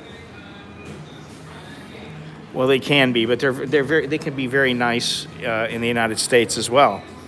I've met a lot of. This is the thing. Listen, I got an email from somebody. I'm not going to get into it too much, but you know, to me, the guy, he's got his opinions, and to me, they're assumptions. He said to me that he assumed that all Americans are two-faced and plastic. And I'm like, what? I think there's a lot of Americans that are extremely blunt, and they don't give a shit if you like what they say or not. They're going to be straight up with you. So, you know, it just goes to show you that some people, they assume certain things, and assuming that everybody is nice here. I mean, you know, listen, they had a great campaign. You know, Thailand, the land of smiles and all this kind of stuff. But the thing you don't really know, and they don't teach people, is that the smile is used for a number of reasons. Okay, which as soon as they open up, which should be any minute, I'm gonna go and sit out there in the comfortable chair. They're already letting people in. Come on, honey, open up for me. Let's go. I want to sit down. I want a chair.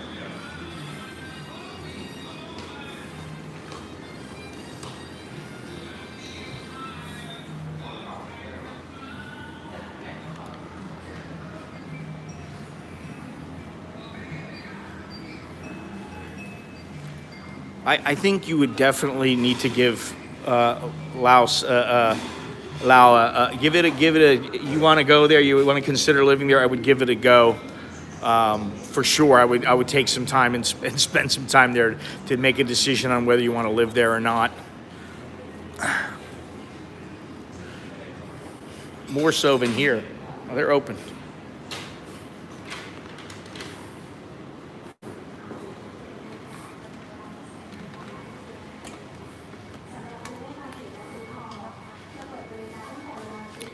All right, they're open.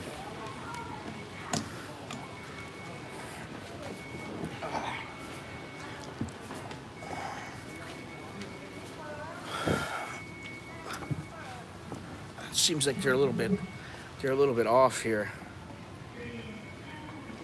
I never left. Yeah, don't go anywhere unless you take a test drive. Exactly.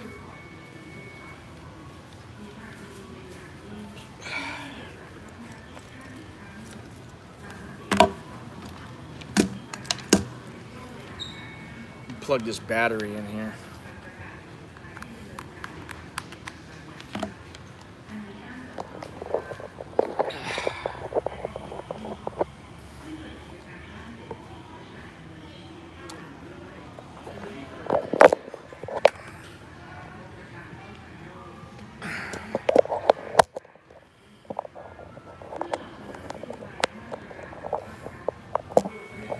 One second.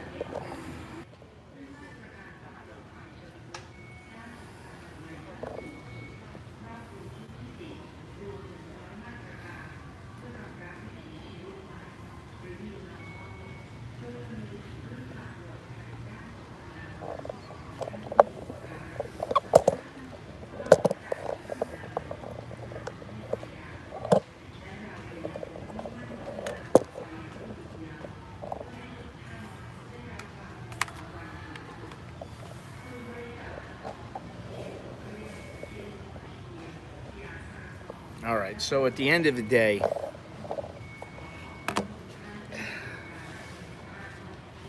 I would definitely do a scouting mission and see if the place is to your liking. And I would really bone up on the rules, the laws, the guidelines. The money part is relatively easy to deal with. There are many, many ways to get money in and out of the country. It's a little more difficult to get money out of the country here. But, you know, you got to do I would do all your legwork now. Everybody should do their legwork before coming here, if possible. I mean, I made 5 trips before I decided to take off. And, you know, it was a bit of a whim. But, you know, I had gotten to the point, and I had a relationship. I was, you know, living with a girl. And I liked her, I cared about her, but I didn't ever think I was going to get married to her. There were some things going on that I was like, I'm done with this, man. I'm going to get out of here. And so, you know, I just kind of, at one point, I just went, hey, in 2 weeks, I'm taking off. I'm going to go live in Thailand for a while. I'm going to take a year and go live in Thailand. And then I just stayed.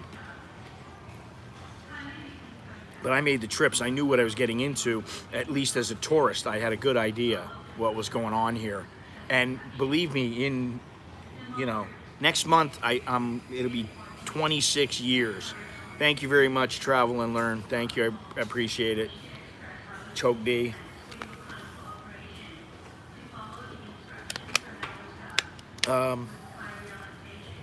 In 26 years, this place has changed dramatically. No SkyTrain, no subway before. A lot of places, you know, there was quite a few less malls. You know, the people were a little different. They weren't as used to seeing. They weren't as used to seeing foreigners here. Yeah, I've been here a long time. That's what he said. It was like in 6 years. Yeah, in 6 years, I'll have been here half my life. So what happens when you've lived here longer than half your life? You know? When you were, oh yeah. Yeah, I'm gonna take that as a joke or a heckle or a troll, whatever. I'm 58 now. I've gotten old here. When I left, I was still relatively young.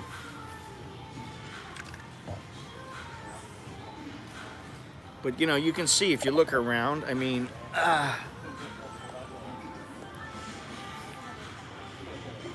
you know, this is a 5-story mall, and you know, we got Burger King here, we got Texas Chicken, you got McDonald's, you got everything. You got everything. You know, I mean, everything you want. I mean, there's Tag Heuer over there. They don't have Rolex in this place because I don't think they'd be in business. Did you live in the U.S.? Yeah, I'm an American. Yeah, I lived in the United States. I'm an American in Bangkok. So yes, I lived in the United States. Oh, God. So pretty much anything you want here, you can get it. Now, I will say, I'm going to give it a little update for those people who have been watching for a little while. They know the other day I was talking about my buddy who, he ordered a water pick. And he ordered through Amazon. And he, you know, it was like $34 or something like that. And they charged him something like $22. I don't remember the exact, but I'm just saying about $34. They had $22 for the shipping and like $24 for the duties, and that was a duty deposit. So they usually figure it exact. So the total for that thing was like $78 or something. And you know, the item only cost like $34, $32, something like that. And so he got an email saying, we need your passport, which that pissed him off. Okay, you know, I've been asked for my passport before. I've been asked for my passport when I ship things. And I've been asked for my passport when I go to pick stuff up, but I don't really remember about like DHL delivering. I've never had to use my passport. So he's a bit pissed off. Now, it maybe the reason why they were asking for his passport was because the next email he got after he sent him the passport was an email that said, you're gonna need a doctor's certificate saying that you're allowed to use this or that this can be brought into the country.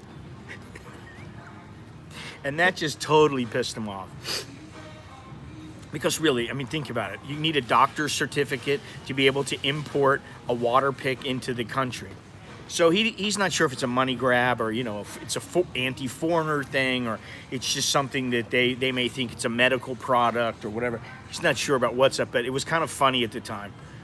So today, apparently, they're supposed to get back to him. He's already contacted Amazon to try to find out what the hell's going on and to tell this place, hey, he's not paying any, he's not going to go get a doctor's certificate. That's ridiculous. He doesn't have a problem with everything else. He's already paid for it. But if he has to come up with a doctor's certificate for a water pick, he draws the line. He's like, screw that. I'm not going to go after that and have to deal with it. Just return it. I want my money back. And so today's the day he finds out. So I'm sure that probably by the end of the day, assuming that they get back to him, but you know, some places don't get back when they say they're going to get back.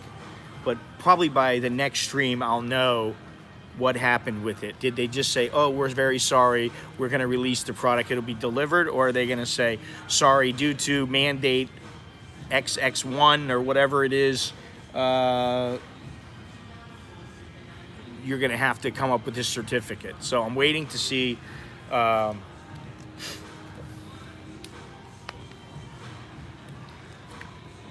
Bruce, I don't trust anything on Lazada. I'll be honest. It all comes from China, man. It comes from China. China.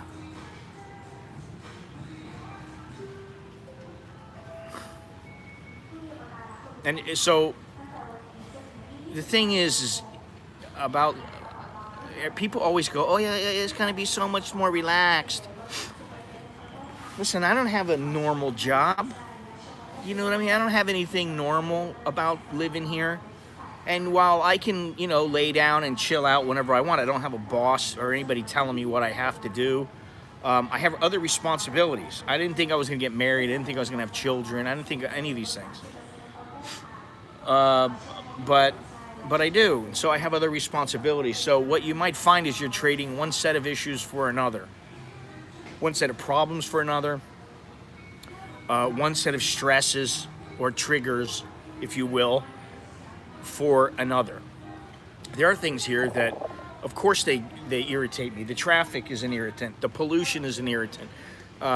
We've been talking at length. My wife and I and the kids have been saying what we would really like, where would we really like to live, what kind of a place. And all of us have the opinion that it's kind of like a beach area with not too many people. You pedal around on a little motorbike or a bicycle. That's how you get around. But you know, you take a little 2-hour trip, you're at an airport or something like that. 2-3 hours, you're at an airport.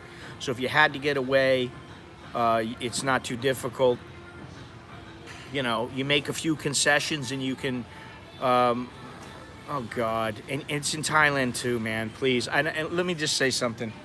I have nothing against the Philippines, but even now, I would rather live in Thailand any day than live in the Philippines. And I know there are some great places. I've been to Boracay, I've been to Cebu, I've been all over the Philippines. And I don't dislike it, but as far as a place to live, nah. Man, there's a lot of positives about this place too, but there are some negatives, you know. If you think, let me just tell you something. If you think the Philippines doesn't have traffic, holy shit, try driving through Manila. Try going Manila to Angeles City. Okay, if you think it doesn't have pollution, come on. You think there isn't corruption? There's as much or more than there is here. You think there isn't crime? There's as much or more. Actually, there's more. As far as women or something like that, you're gonna get, listen, if you got any game, what do you think? Thailand doesn't have any beaches? Thailand's got some beautiful beaches. So, I mean, you know, really, you're comparing apples and oranges. I mean, that's a good way to put it. More power to you if you like the place and it's great for you. I'm just saying, for me, Thailand is head and shoulders above it. The infrastructure is far better. It's improving. Protest aside, Philippines has its own political problems and issues. And, you know, there are a lot of things that go on in the Philippines that people don't talk about, you know, and they don't think about. And I'm not saying that for some people it isn't a good place to live in. It always depends on where you're living. But all in all, I mean, you know, I was just talking the other day about places to, like, the best areas to go. One of them was Krabi. And there, well, if you go into Krabi City, it's not my cup of tea right in the city. But if you go out a little ways, you're right on a beach. Now, the beaches can get very windy. Sometimes they're not, though. You can go to Koh Samui, you can go to Phangan, you can go to Phang Nga, you can go to a lot of these islands. Listen, I went to Koh Chang in the south, and I'll be honest, it was a fantastic place, but I got bored. After 5 days there, I started getting bored because I started getting island fever. I was like, hey, I can't just leave and go. Guess what I got to do? I got to jump on a boat. Right? I got to jump on a boat, take an whatever it was, hour and a half ride just to get to the pier. From the pier, I had to take another anywhere from 15 minutes to an hour to go somewhere where I wanted to go, where I wanted to get something that they didn't have on the island or something like that. So that was a bit much. Now, Koh Samui is a little bit different. because it's a bit more developed. So anytime you go to an island, you're going to have these kind of issues. But if it's easy to get back and forth, that's the thing. You know, you can't have it all. It just doesn't happen. But Krabi was one of the places. Hua Hin, some people like Hua Hin. Some people like Prachuap. You know, I personally wouldn't live. I wouldn't live in. I don't think I would live in Hua Hin. Anytime it starts to become a tourist area, and Hua Hin is not only a tourist area for foreigners, it's also a tourist area for Thais. That doesn't mean it's not a great place. It's just, I always say this, and I don't know how it sounds, and I really don't care. I didn't come here to be around a bunch of foreigners, you know? I'm okay with myself. I'm okay with my old lady. I'm okay with my kids. I'm okay with the small circle of friends that I have. I'm fine with that. I don't have a problem with it. I don't have to be surrounded by an expat community. You know, like I said the other day, there's a couple guys that come in once in a while. I see them. We talk for an hour, 2 hours, and I'm like, all right, see you later, man. I don't know when I'm going to see him. Most of the time, I don't ever send him a message or anything like that. Now, Tom came back the other day. We had our stream. We had a nice day. That's almost a week ago. I haven't seen him since. I sent him a message, I think, yesterday. He sent me a message back, and I'm sure in the next few days we'll probably meet up. And, you know, we're going to talk about what's going on, because he and I do talk about what's going on here, and we speak freely. Although we do watch who listens. But so, you know, that's the thing.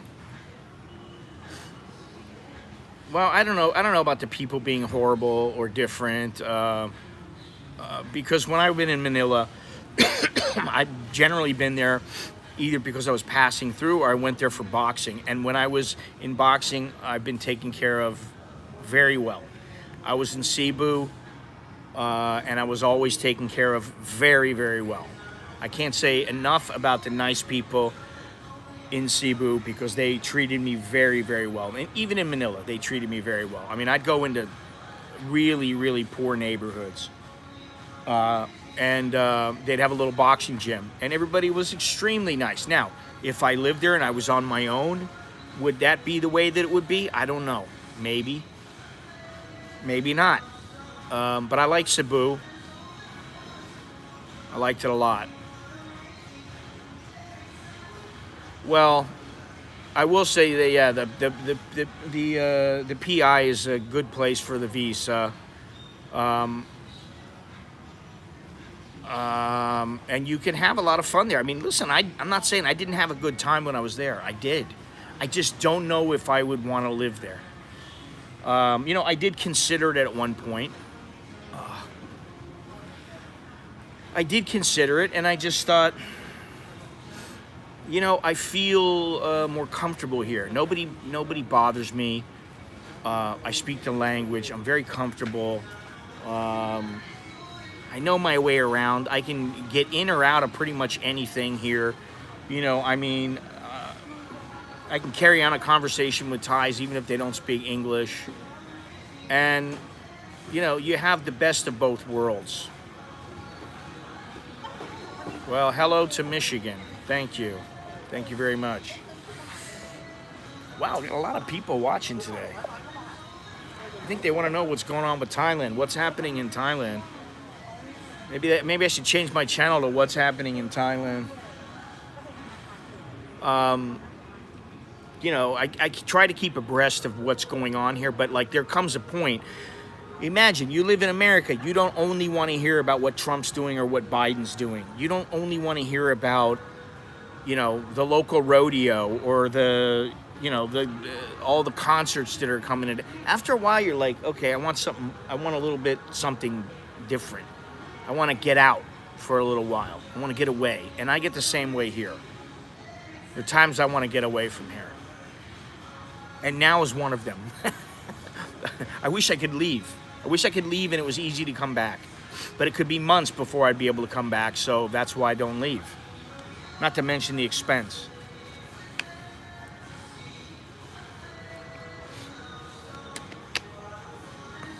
China is not going to take over Thailand. They may exert considerable influence. I've been here for 26 years. I was here in 2010 and I did photograph that protest. Thailand's never been taken over. It's never been, invaded and taken over. And, I don't think that's going to happen. Parts of Thailand have been invaded and taken over, but as far as, another country coming in recent years in modern history, no, it hasn't happened. So I don't think China's going to do that. I don't think they want to do that.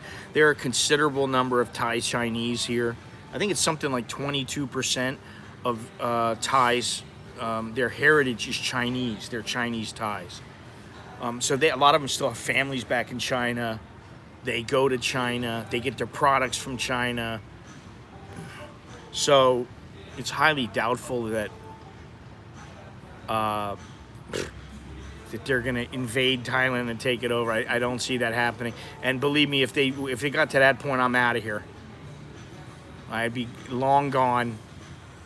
The first sniff of danger when it comes to something like that, I'd be out of here. We'd be out of here. We would leave. We're trying to put together some kind of a plan so that if we need to make a rapid exit, we can. I don't know if we're at that point yet. I don't think that it's. I definitely don't think we've got to that point yet. They start shooting people in the streets and people keep protesting, and there's a civil war or something like that, which I'm gonna say that if I was a gambling man, I would gamble on that not happening. But anything could happen. But I'm gonna say, nah, it's not gonna happen. That's a different story. Then it's time to split right away.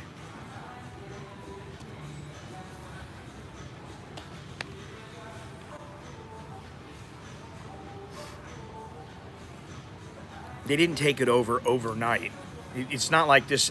They hadn't been doing things for years that were leading up to this. So,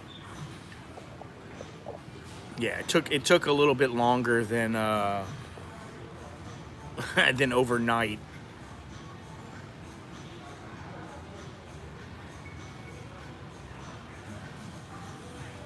And it's too bad because I really did like Hong Kong. And there are still a lot of people there, and I wonder, what's their future hold in store for them, And is it really all that bad?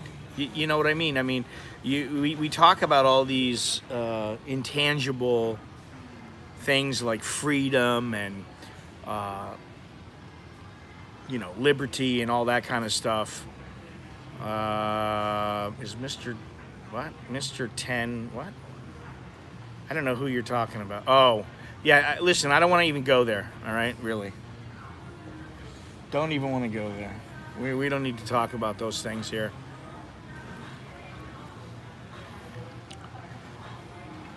I don't make the rules, but when it comes to these kind of things, I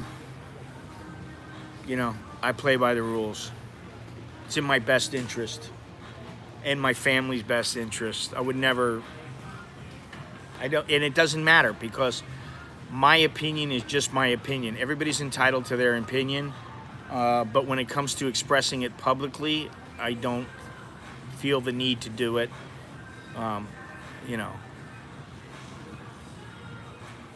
It's that simple. Don't know why they would disrupt that moneymaker, because it's not as much of a moneymaker as you think. The money has trickled. With freedom of opinion, we still have that. For now, you still have it. For now, you still have it, but you see what's going on with Twitter and Biden and the New York Post and all these other kind of things that have happened on Facebook. And so I dare say that some of these things, they're going to come to a head at some point. I don't know how or when, but I'm like I said, I've said this many times, and this is one reason why I just don't really even consider for more than a few minutes going and covering the protest, because the payoff, and listen, I have to say this, but the payoff for me as an individual or my family is relatively nil. It's peanuts. And there's a reason why young people are generally the ones who protest. They've got the energy, they have very little to lose. I'm not saying I have a ton of things to lose, because as I was talking about the other day, you know, while I do have some nice things, and you know, I've got electronics, I've got a few nice things, and you know, we've got furniture and all that kind of stuff. Really, the only thing that matters to me is besides my family and what they're concerned with, which is very little material goods. It's our computer, because that is access to the outside world. Phones, my camera gear, and you know, some of my equipment.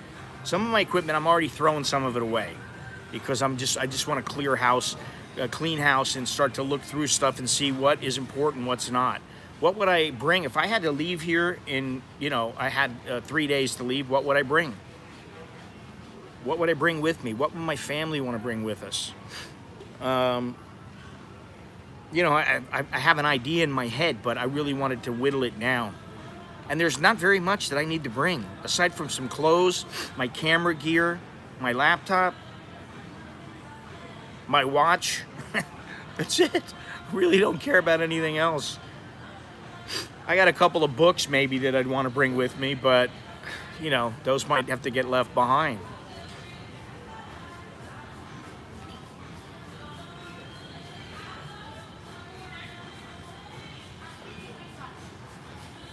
You are pretty updated on current events. That is good to know. Most people are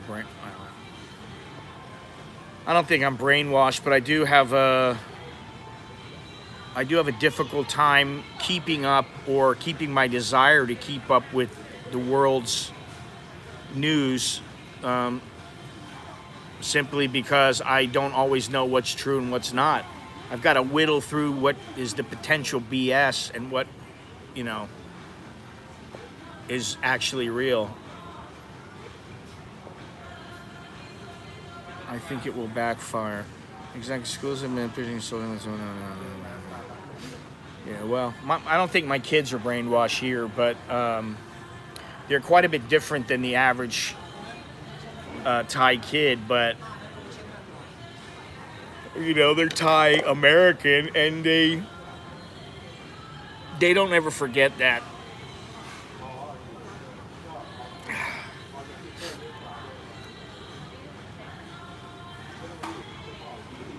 I forgot what I was supposed to do here. There was something I was supposed to get. I don't remember what it is now. Hopefully it wasn't for my wife.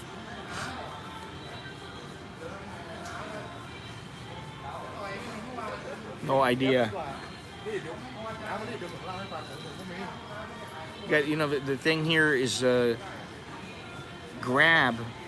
The Grab drivers have pretty much taken over now. I mean, they will pick up from anywhere. You can get any kind of food you want. They'll pick it up for you, bring it. You don't even have to go out. I don't have to go out. If I don't want to go, that's the thing. I don't need to go anywhere. If I don't want to go somewhere, I don't have to go. It's very easy. I can order from Happy Fresh, which gets me my groceries. I can order from Grab. They'll get me my groceries. Food Panda. There's so many of them. And some of the places you just go on. Burger King has an app, which I don't have, but it's a good thing. But you know, they all have apps now, and it's very easy to do everything. Which brings me to the next point. I think we've made things a little too easy and convenient, and all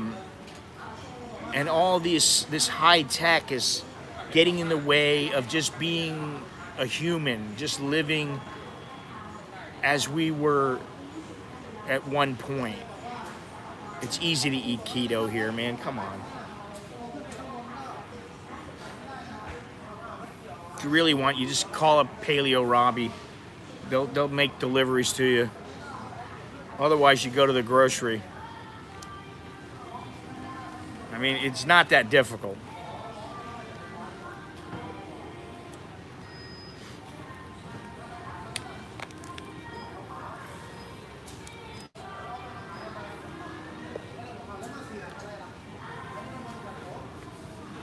One thing I miss in Bangkok are the excellent coffee breweries.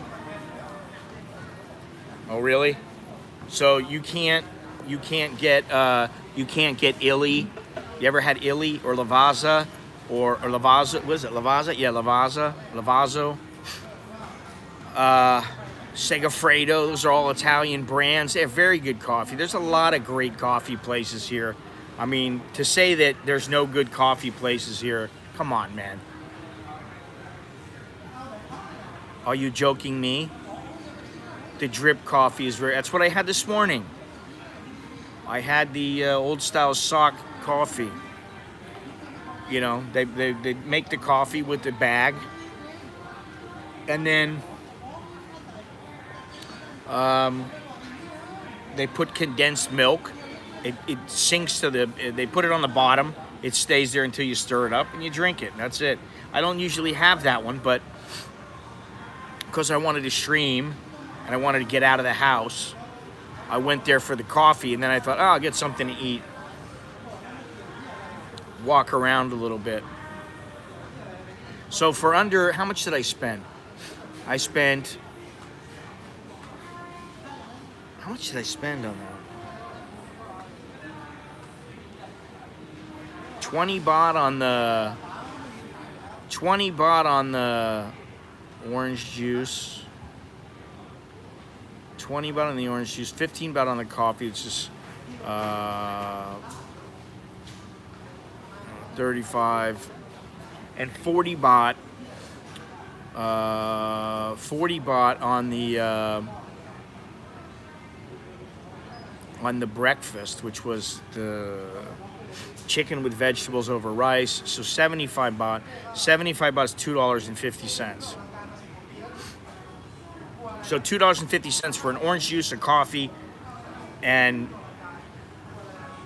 my breakfast. There's also, I mean, you know, Longhorns, I don't think he may still be listening, you know, laying on his bed or something with his dog, I don't know. But Roots at the Commons is the place. I think it's on Tonglor Soy 17. And that place has awesome coffee. They have great coffee. There's a lot of really good coffee places here in Bangkok.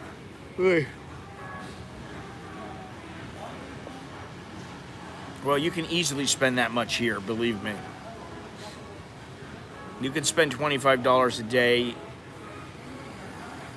with no problem eating here if you want. It's a matter of where you want to eat. Go eat at Fuji and it'll cost you, you know, 20 bucks. Go eat at Minato. These are Japanese restaurants. Go eat at those restaurants. It's going to cost you 20 bucks. You know, go to some Italian restaurant. It'll cost you 15, 20 bucks just for one meal. So, I mean, it's not like you can't eat well. Go to Dean and DeLuca and have a freaking lasagna. A lasagna and something to drink. It's going to cost you 30 bucks, 25 bucks. Plenty of, you know, high dollar places. Go to Steakhouse, the New York Steakhouse at the Marriott. That place that'll run you 100 bucks. I don't know what the Breakfast Club is.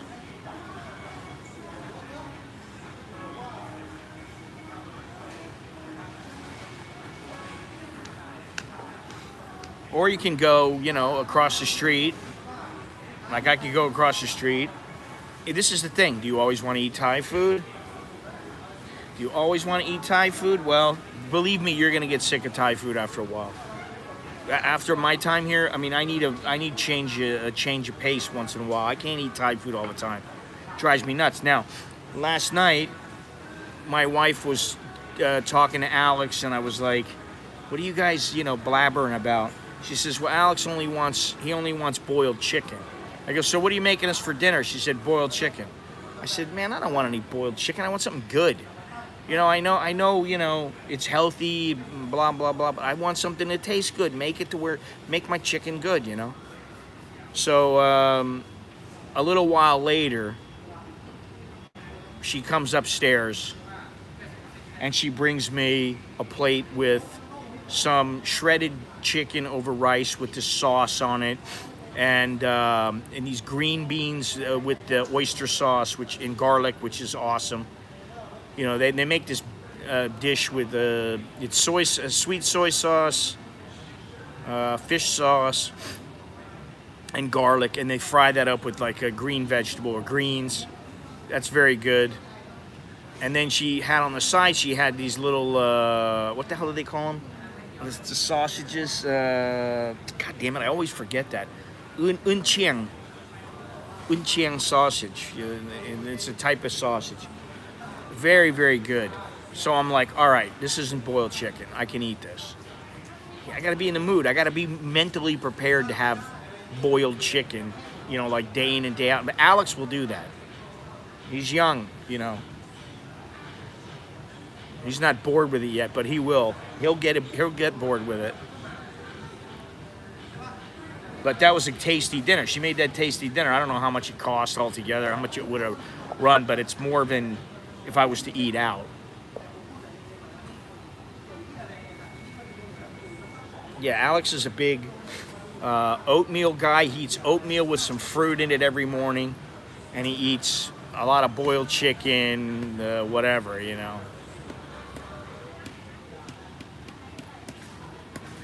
Oof. Yeah, that sucks. That sucks. I mean, it's easy to do keto. If you want to do keto, you can do it. It's a matter of being willing to spend whatever money is necessary to get the foods that you want, which is not all that much, and depending on how you go about buying things, it's reasonable. And also, you know, being willing to do it. I've done it for a couple of days, and I do like it. But then again, I like eating pretty clean. I mean, you know, I do prefer that. Just that sometimes it's not convenient for me. You know, when I'm out running around, if I'm doing a stream, like when I did the walk, when I was in Hong Kong, when I was in Nepal, when I was in all these places and traveling around. Listen, you know, you're hungry, you haven't eaten, and you know, it's like, all right, I didn't have breakfast. It's 3 o'clock in the afternoon, you're like, shit, I'm hungry. You pull over and some guy's got this meat, and you're like, wow, that looks really good. But it's got a sauce on it, it's got brown sugar, and you know, and it's sweet, but it's really good, and then he serves it over rice.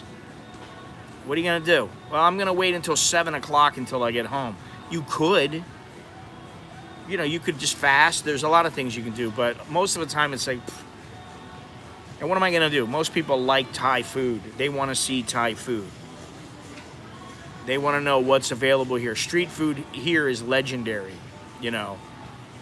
So, you know, that's the other thing. You want to eat street food all the time? If you want to eat street food all the time, you can eat for dirt cheap here. I can show people places where they can eat very, very cheaply. You know, $4 or $5 a day, you can eat pretty well.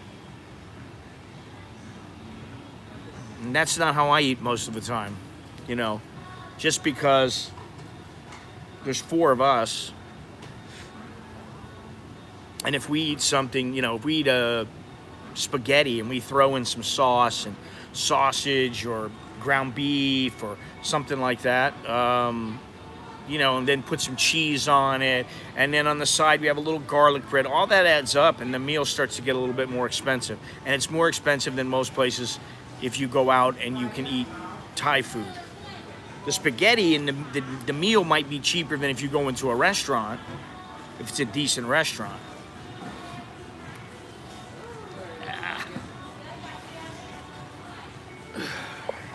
Long stream today.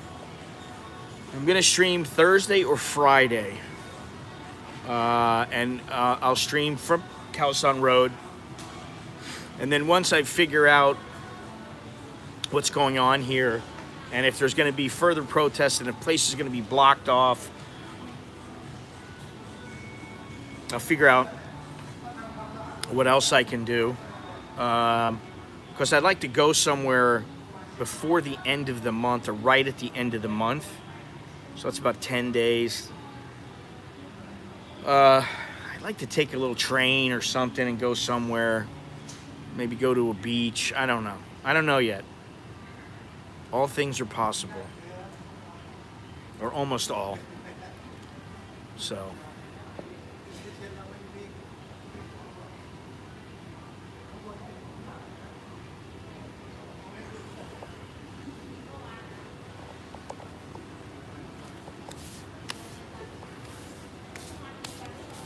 This place is quiet.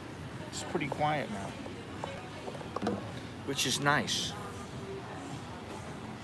They don't have the music blasting too loudly. They are running all these machines though, so they don't lock up.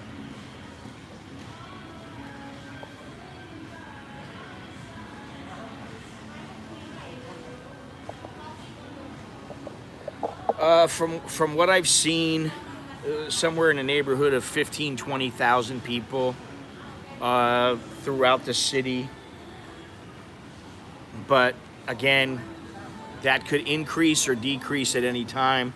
And they're relatively short. They're like 3 hours. They're not like Hong Kong. Hong Kong is like an all-day, all-night event. I mean, you know, this is the thing. In Hong Kong, it was like 1 o'clock, people start showing up. And by 2 o'clock, 3 o'clock, they might have already fired tear gas. And then people regroup and they move to the side, you know. They move somewhere and they kind of disperse. Then they gather somewhere else. And then the police show up. And the next thing you know, there's another ordeal going on. And if it's a weekend and there's a big, it could go on until 2, 3 in the morning, you know. So it's similar in some ways in what they're doing. They're borrowing some of the tactics from the Hong Kong protesters, but in many ways it's really not. And one of the ways is that the protests here are very short. A couple of hours, 4 hours is not all that long. You know. I mean, there were protests in Hong Kong that started at 12 o'clock, noon. They started at noon, and they progressed. And you would think, oh, it's dying out. 7, 8 o'clock, oh, it's dying out. Oh, there's another place over there. Oh, there's another place over there. And you'd go from place to place. And then, you know, maybe 2, 3 o'clock, you're like, and sometimes you're standing there for an hour or two, and there's just a standoff between the police and the protesters. Why is who protesting? The Hong Kong or the Thai? I don't even want to get into it. There's a lot of reasons. Let's just say it's pro-government, anti-government. That makes it easy. Without me getting into it. No, it's not like that. I think the problem with the Democrats is a lot of their reasoning is so flawed and so fucked up that most people who are semi-sane, they don't want to go that far to the left. They may be Democrats and they may have good ideas or whatever, but they don't want to go so far to the left that they believe all this bullshit.